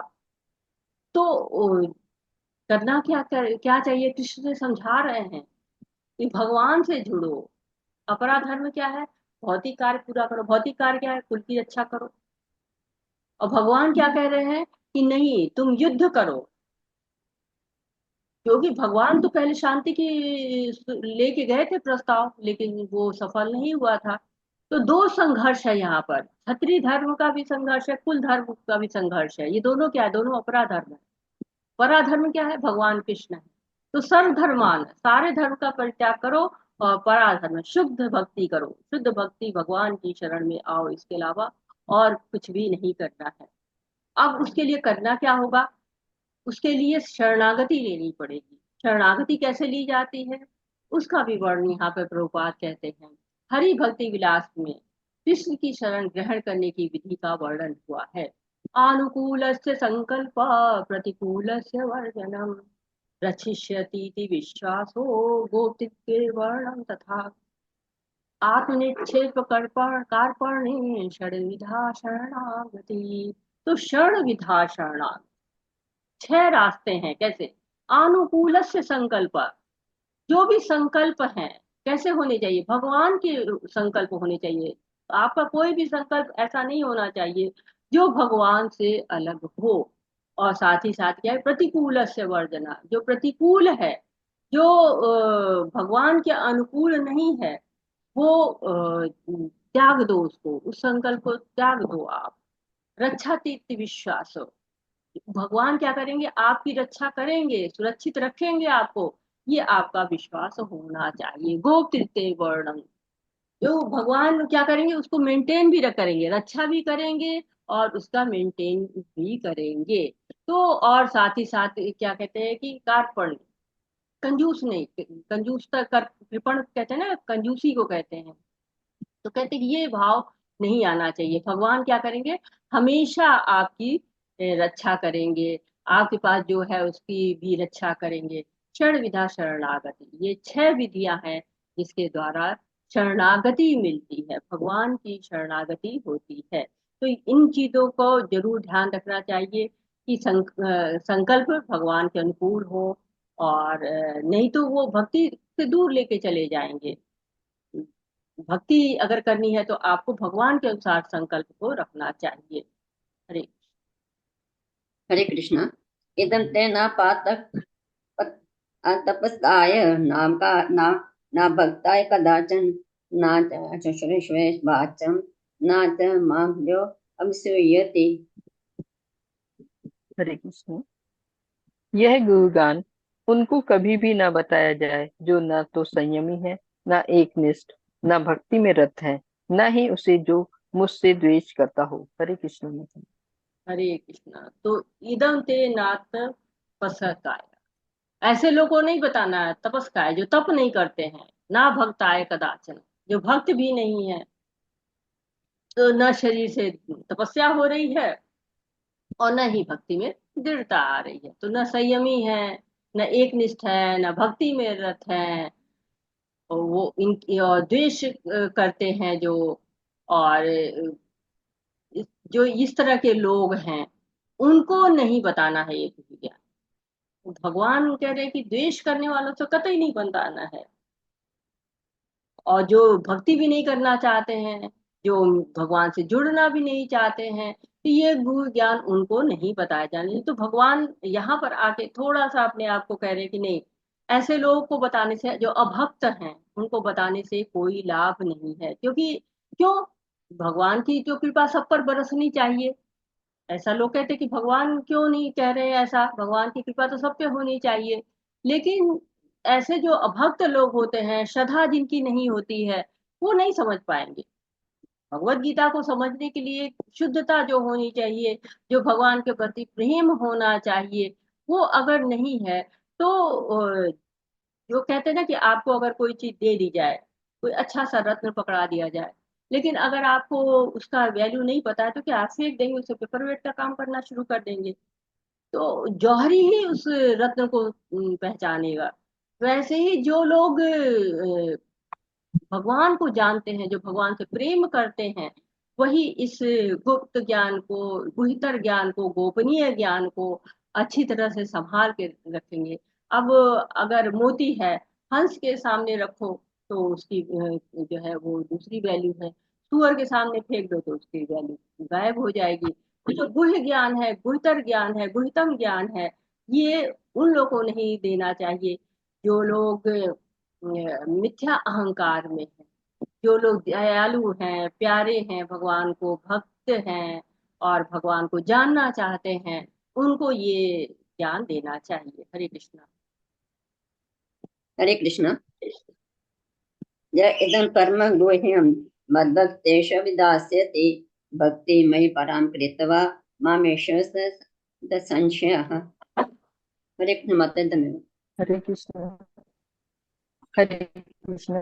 जो व्यक्ति भक्तों को यह परम रहस्य बताता है, वह शुद्ध भक्ति को प्राप्त करेगा और अंत में वह मेरे पास वापस आएगा। हरे कृष्ण माता जी, धन्यवाद। धन्यवाद। तो ये परम रहस्य है, जो मेरी शुद्ध भक्ति करेगा वो, कहते भगवान वो आएगा ही आएगा, हमारे पास आएगा ही। तो ये विशेष कर ये हम लोग के लिए ये भगवान बोल रहे हैं कि जो इस परम रहस्य को बताता है, यानी कि प्रचार प्रसार करता है। प्रचार के लिए ये श्लोक बहुत यूज किया जाता है, और प्रचार के लिए है भी कि कृष्ण के संदेश को प्रचार करना, ये भी क्या है, साधना है एक तरह की। ये भी करके हम कृष्ण भावनामृत हो सकते हैं। हम हो सकता है बहुत सारी सेवाएं न भी कर पाए, लेकिन अगर हम किसी को उपदेश देते हैं या किसी को भगवान के बारे में बताते हैं, भगवान से जोड़ते हैं, तो क्या होता है, कृष्ण अपना आशीर्वाद देखते हैं। किस बात की कृष्ण कृपा होती है कि भक्ति में और आगे बढ़े। जैसे यदि कोई सोचता है कि ये तो उन्नत भक्त नहीं है, उपदेश नहीं दे सकता है, क्योंकि कलयुग में तो ज्ञान का बहुत अकाल है, ऐसे बहुत से लोग हैं, लेकिन अगर वो ये सब कुछ न भी करे, केवल लोगों को भगवान के बारे में बताए, तो उसकी समझ और गहरी होती चली जाएगी। ये परम रहस्य केवल भक्तों को बताए, शुद्ध भक्ति प्राप्त हो जाएगी। अगर वो कुछ नहीं करता, वो यही करता कि चलो ले चलो वहां पे भगवान की बातें हो रही हैं, वहां चल के बैठो, वहां भगवान की बात सुनो, अगर इतना भी करता है तो भी उसको भगवान की प्राप्ति सहज हो सकती है। तो एक एक स्टेप आगे बढ़ना है, एक एक जंप लगा के तो हम भक्ति में नहीं कूद के पहुंच के सकते, ऊपर जाके बैठ सकते। धीरे धीरे भाव आता है, श्रवण करते हैं, कीर्तन करते हैं, जप करते हैं। इसीलिए यहाँ पर भी लेवल बने हैं, लेवल 1 है, लेवल 2 है, लेवल 3। एकदम से कोई भक्ति शांति नहीं करते। तो धीरे धीरे भगवान की कृष्ण को महानता को जानते जानते लीलाओं के प्रति प्रेम बढ़ता है, धीरे धीरे भक्ति अंकुरित तो होती है, फिर अग्रसारित होती है, ऐश्वर्य जानते हैं भगवान की, विभूतियां जानते हैं भगवान की, और और साथ ही साथ भगवान के बारे में लोगों को बताते हैं, तो हमारी सेवा भगवान के प्रति होती चली जाती है और हमारी शुद्धि भी होती चली जाती है। हरे कृष्ण। हरे कृष्ण माता जी। न च तस्मान् मनुष्येषु कश्चिन् मे प्रियकृत्तमः भविता न च मे तस्मात् अन्यः प्रियतरो भुवि। हरे कृष्ण। हरे कृष्णा माता जी। अनीता माता जी शायद चली गई है, मैं पढ़ देती हूँ। हरे कृष्णा। इस संसार में उसकी अपेक्षा कोई अन्य सेवक ना तो मुझे अधिक प्रिय है और ना कभी होगा। हरे कृष्णा माता जी। हरे कृष्णा। तो भगवान जो है बता रहे हैं कि जो मेरा प्रचार प्रसार करता है, जो मेरे लोगों को बताता है कि हाँ भगवान के बारे में, जो लोगों को भगवान से जोड़ता है, वो उसके लिए कहा जा रहा है कि हाँ वो मेरा प्रिय होता है। और हम लोग सब क्या है, भगवान के बच्चे हैं। हम इस चीज को, इस सत्यता को कभी भूल ना पाए कि हम भगवान के ही बच्चे हैं, और हमारा जो भी कार्य होना चाहिए वो भगवान के लिए होना चाहिए। जो बच्चे जीवात्मा भगवान से बहुत दूर हैं, उनको अगर जोड़ दिया जाए तो भगवान बहुत ही प्रसन्न होते हैं। जैसे कोई बच्चा रूठा होता है, वो फिर बच्चे भगवान के पास जाता है तो वो मतलब बच्चा रूठा है पिता के से, और पिता के पास फिर जाता है तो बिल्कुल प्रसन्न हो जाते हैं पिता। उसी तरह से जब बच्चा जो भगवान की तरफ नहीं झुका हुआ है वो भगवान की तरफ जाता है, तो भगवान बहुत ही प्रसन्न होते जाते हैं। तो ये प्रभुपाद जी का आंदोलन है, इसमें सबको सहयोग करना चाहिए, भगवान के नाम का प्रचार प्रसार करना है। या कुछ नहीं कर सकते हैं तो कम से कम भगवान के नाम की महिमा तो बतानी चाहिए, भगवान उसको भी बहुत प्रिय समझते हैं। हरे कृष्ण। हरे कृष्ण। अध्यक्ष्यते च य इमं धर्म्यं संवादमावयोः ज्ञानयज्ञेन तेनाहम् इष्टः स्यामिति मे मतिः। हरे कृष्ण।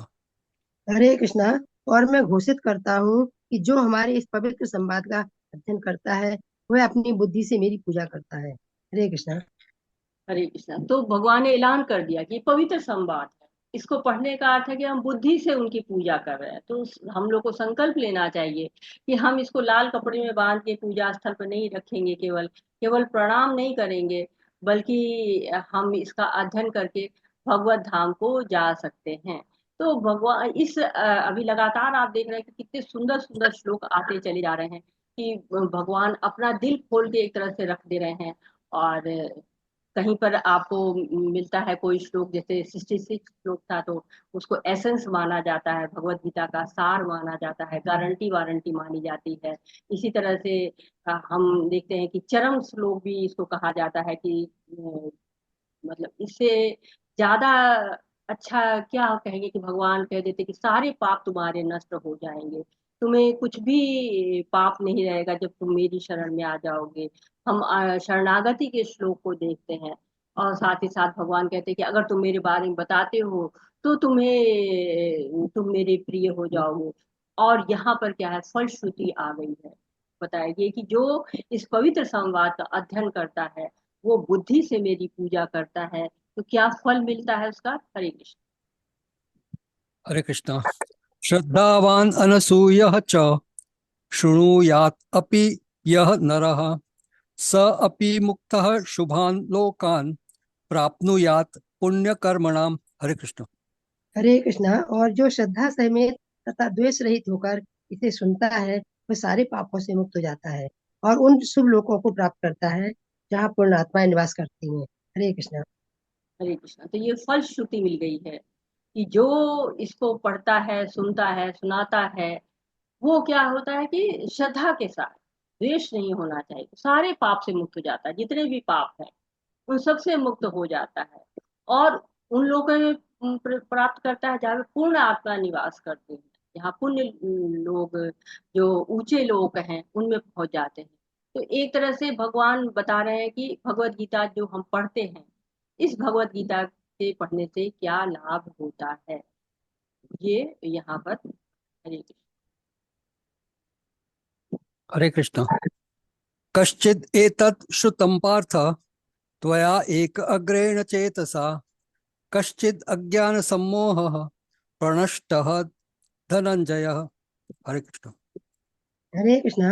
हे प्रथापुत्र, हे धनंजय, क्या तुमने इस शास्त्र को एकाग्रचित्त होकर सुना, और क्या अब तुम्हारा अज्ञान तथा मोह दूर हो गया है? हरे कृष्णा।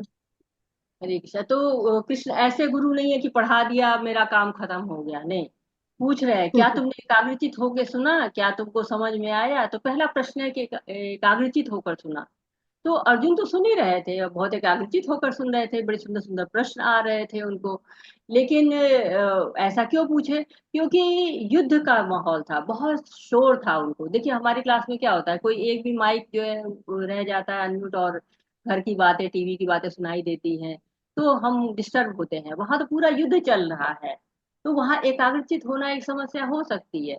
तो पूछ रहे कि क्या तुम सुनाई दिया, तुमने ठीक से सुना, और साथ ही क्या तुम्हें समझ में भी आया। तो पूरी तरह से क्लियर हो जाना चाह रहे हैं कि हाँ, तुम्हारा अज्ञान भी दूर हुआ कि नहीं, मोह दूर हुआ कि नहीं। क्योंकि शुरू में वो कह रहे थे ना कि मैं कार्पण दोष से प्रभावित हूँ, अर्जुन बता रहे थे। तो कह सब समाप्त हुआ तुम्हारा, कई जगह उनका मैं मोह से गिर रहा हूँ, तो मोह दूर हुआ कि नहीं, अज्ञान दूर हुआ कि नहीं, पूरी तरह से पूछ रहे हैं अर्जुन से। हरे कृष्ण। हरे कृष्ण। अर्जुन उवाच नष्ट मोह स्मृति लब्धा त्वत्प्रसादात् मया अच्युत स्थित अस्मि गत संदेहः करिष्ये वचनम तव। हरे कृष्ण। हरे कृष्णा।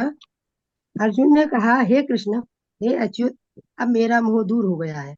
आपके अनुग्रह से मुझे मेरी स्मरण शक्ति वापस मिल गई है। अब मैं संशय रहित तथा दृढ़ हूँ, और आपके आदेशानुसार कर्म करने के लिए उद्यत हूँ। हरे कृष्णा। हरे कृष्णा। तो पहले अध्याय में सबसे पहले अच्युत बोला था अर्जुन ने, और फिर यहाँ पर अच्युत बोल रहे हैं और कह रहे हैं नष्टो मोहा स्मृति लब्ध, सारा नष्ट हो गया, मोह सारा समाप्त हो गया है, अर्जुन कह रहे हैं। और मोह जैसे समाप्त होता है तो क्या होता है, स्मृति वापस आ जाती है। क्या स्मृति वापस आ गई कि मैं आत्मा हूँ, मैं भगवान का भक्त हूँ। और हुआ कैसे ये, तो प्रसादा, आपके प्रसाद से अच्युत, आपकी कृपा से हुआ। यश प्रसादा भगवत प्रसादा, जब भगवान का प्रसाद मिल जाता है तो भक्ति आ ही जाती है। तो भगवत गीता का निष्कर्ष क्या निकलता है कि बिना भगवान की कृपा से हमको भक्ति नहीं मिल पाती है। तो संशय रहित हो गए, दृढ़ हो गए, और जो भगवान कह रहे हैं उसके अनुसार कार्य करने के लिए तैयार है। हरे कृष्ण। संजय उवाच इति अहं वासुदेवस्य पार्थस्य च महात्मनः संवादम इमम अश्रौषम अद्भुतम रोमहर्षणम। हरे कृष्ण। हरे कृष्णा। संजय ने कहा, इस प्रकार मैंने कृष्ण तथा अर्जुन इन दोनों महापुरुषों की वार्ता सुनी, और यह संदेश इतना अद्भुत है कि मेरे शरीर में रोमांच हो रहा है। हरे कृष्णा। हरे कृष्णा। तो अब भगवत गीता समाप्त हो गई है, क्योंकि अर्जुन के संवाद भी समाप्त हो गए, कृष्ण के संवाद समाप्त हो गए। जो अर्जुन के मोह से शुरू हुआ था भगवत गीता, वो अर्जुन का मोह पूरी तरह से दूर हो गया है, भगवान ने कन्फर्म कर लिया है। अब संजय आ गए हैं, जो संजय धृतराष्ट्र को सुना रहे थे और कह रहे दो महापुरुषों की ये वार्ता सुनी।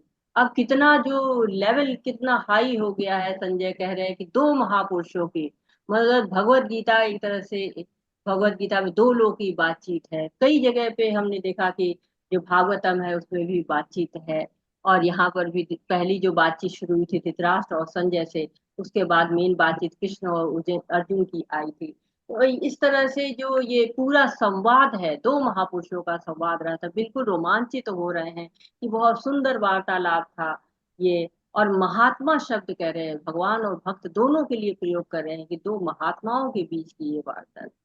और कहते हैं ये महात्मा, हम पढ़ चुके हैं कि ग्रेट सोल, ये महात्मा सुदुर्लभ होते, तो अर्जुन भी जो है वो सुदुर्लभ हैं। और अब भगवान की इच्छा से समर्पित हो चुके हैं, शरणागत हो चुके हैं।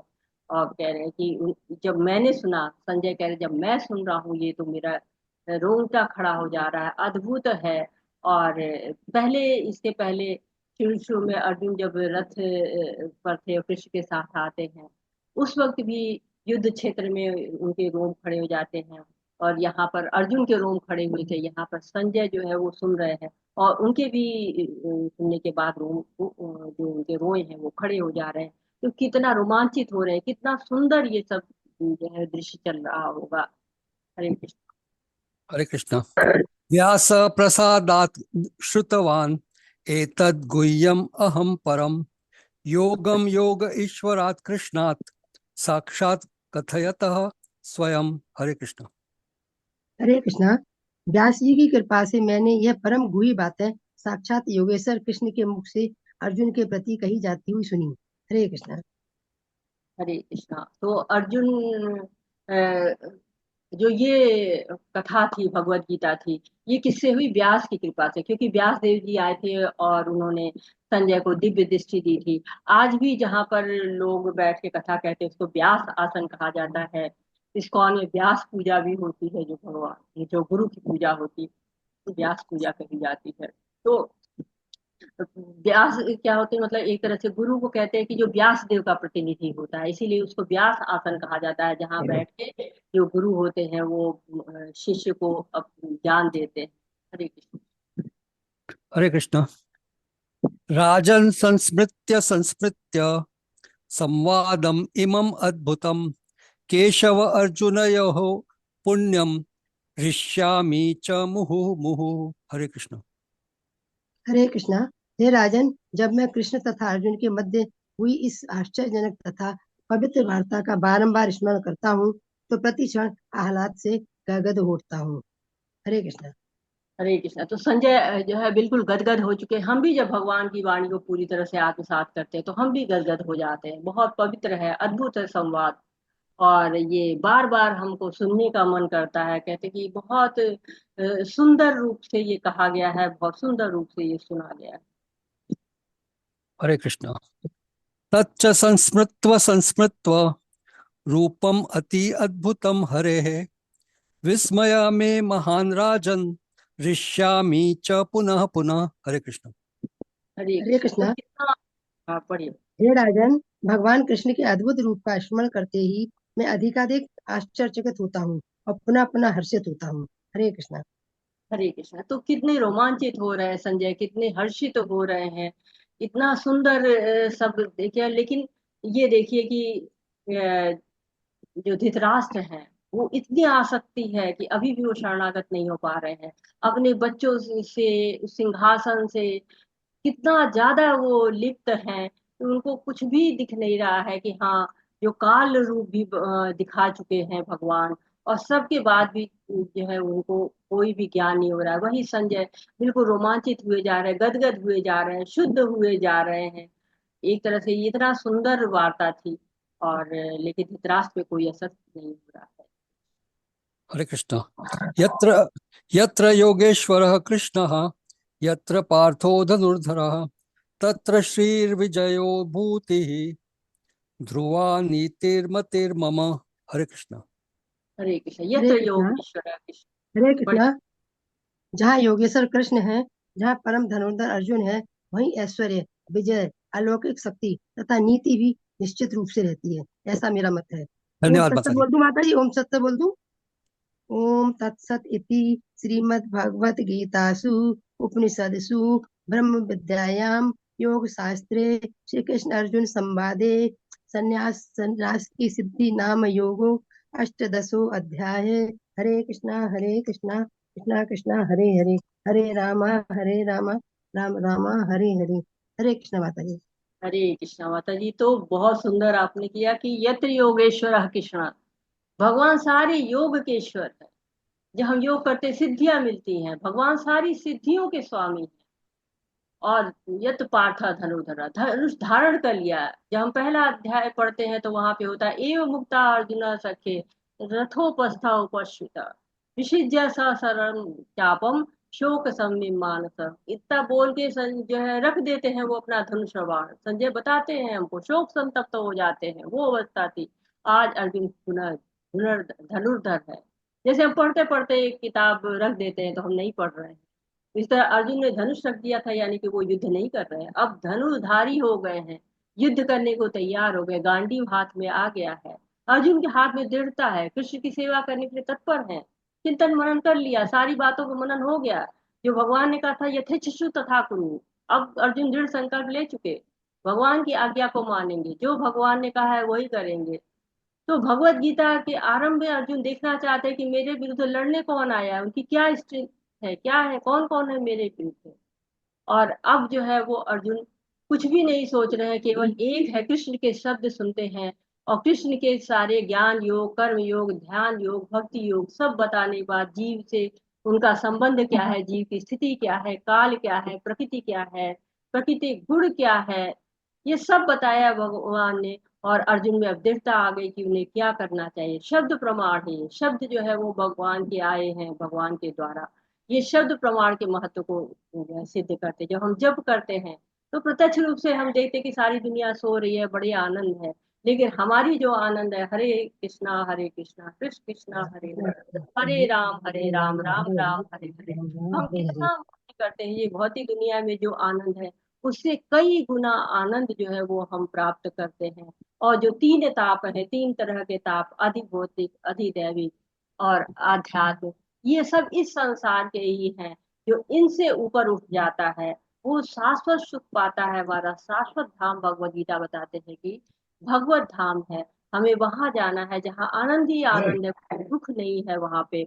और अर्जुन ने श्रवण के द्वारा, कीर्तन के द्वारा भगवान को प्राप्त किया, भगवान को जाना। जब भक्ति हम पे बोझ लगे तब हमें जप करना, श्रवण करना, कीर्तन करना ये सब कठिन लगने लगता है, लेकिन जब हमारा मन भगवान में रमने लगता है तो हम इनमें आनंद प्राप्त करने लगते हैं। इसलिए हमें श्रवण के माध्यम से रोज जो है, जो हमारे चित्त पर धूल जमी रहती है उसको रोज साफ करना पड़ता है। हम उत्साह हमारा बना रहता है जब हम श्रवण करते रहते हैं, क्योंकि जैसे भोजन खाने से पोषण होता है, शरीर को भोजन चाहिए, वैसे ही हमारे आध्यात्मिक जीवन के लिए श्रवण चाहिए। जैसे मोबाइल चार्ज करते हैं ना, तो बिना चार्जिंग के उसकी क्षमता कम होती है, वैसे जब हम श्रवण नहीं करते हैं तो हमारी क्षमता कम होती जाती है।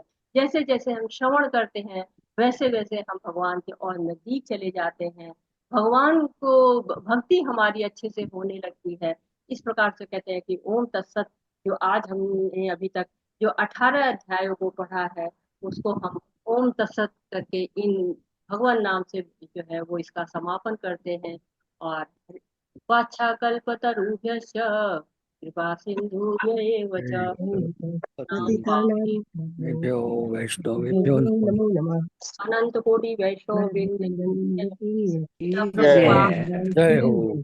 हरे कृष्णा हरे हरे कृष्णा कृष्ण कृष्ण हरे हरे हरे राम राम राम हरे हरे हरे कृष्णा हरे कृष्ण हरे राम हरे राम भाव है। बहुत बहुत हरे कृष्ण माता जी, मुझे एक अनाउंसमेंट करना था मंदिर की तरफ से है। जिन लोगों को लेवल 3 में जाना है वो लेवल 3 की लिंक इसी ग्रुप में आ जाएगी और वो फॉर्म भर लें, उस लिंक से लेवल 3 में जा सकते हैं।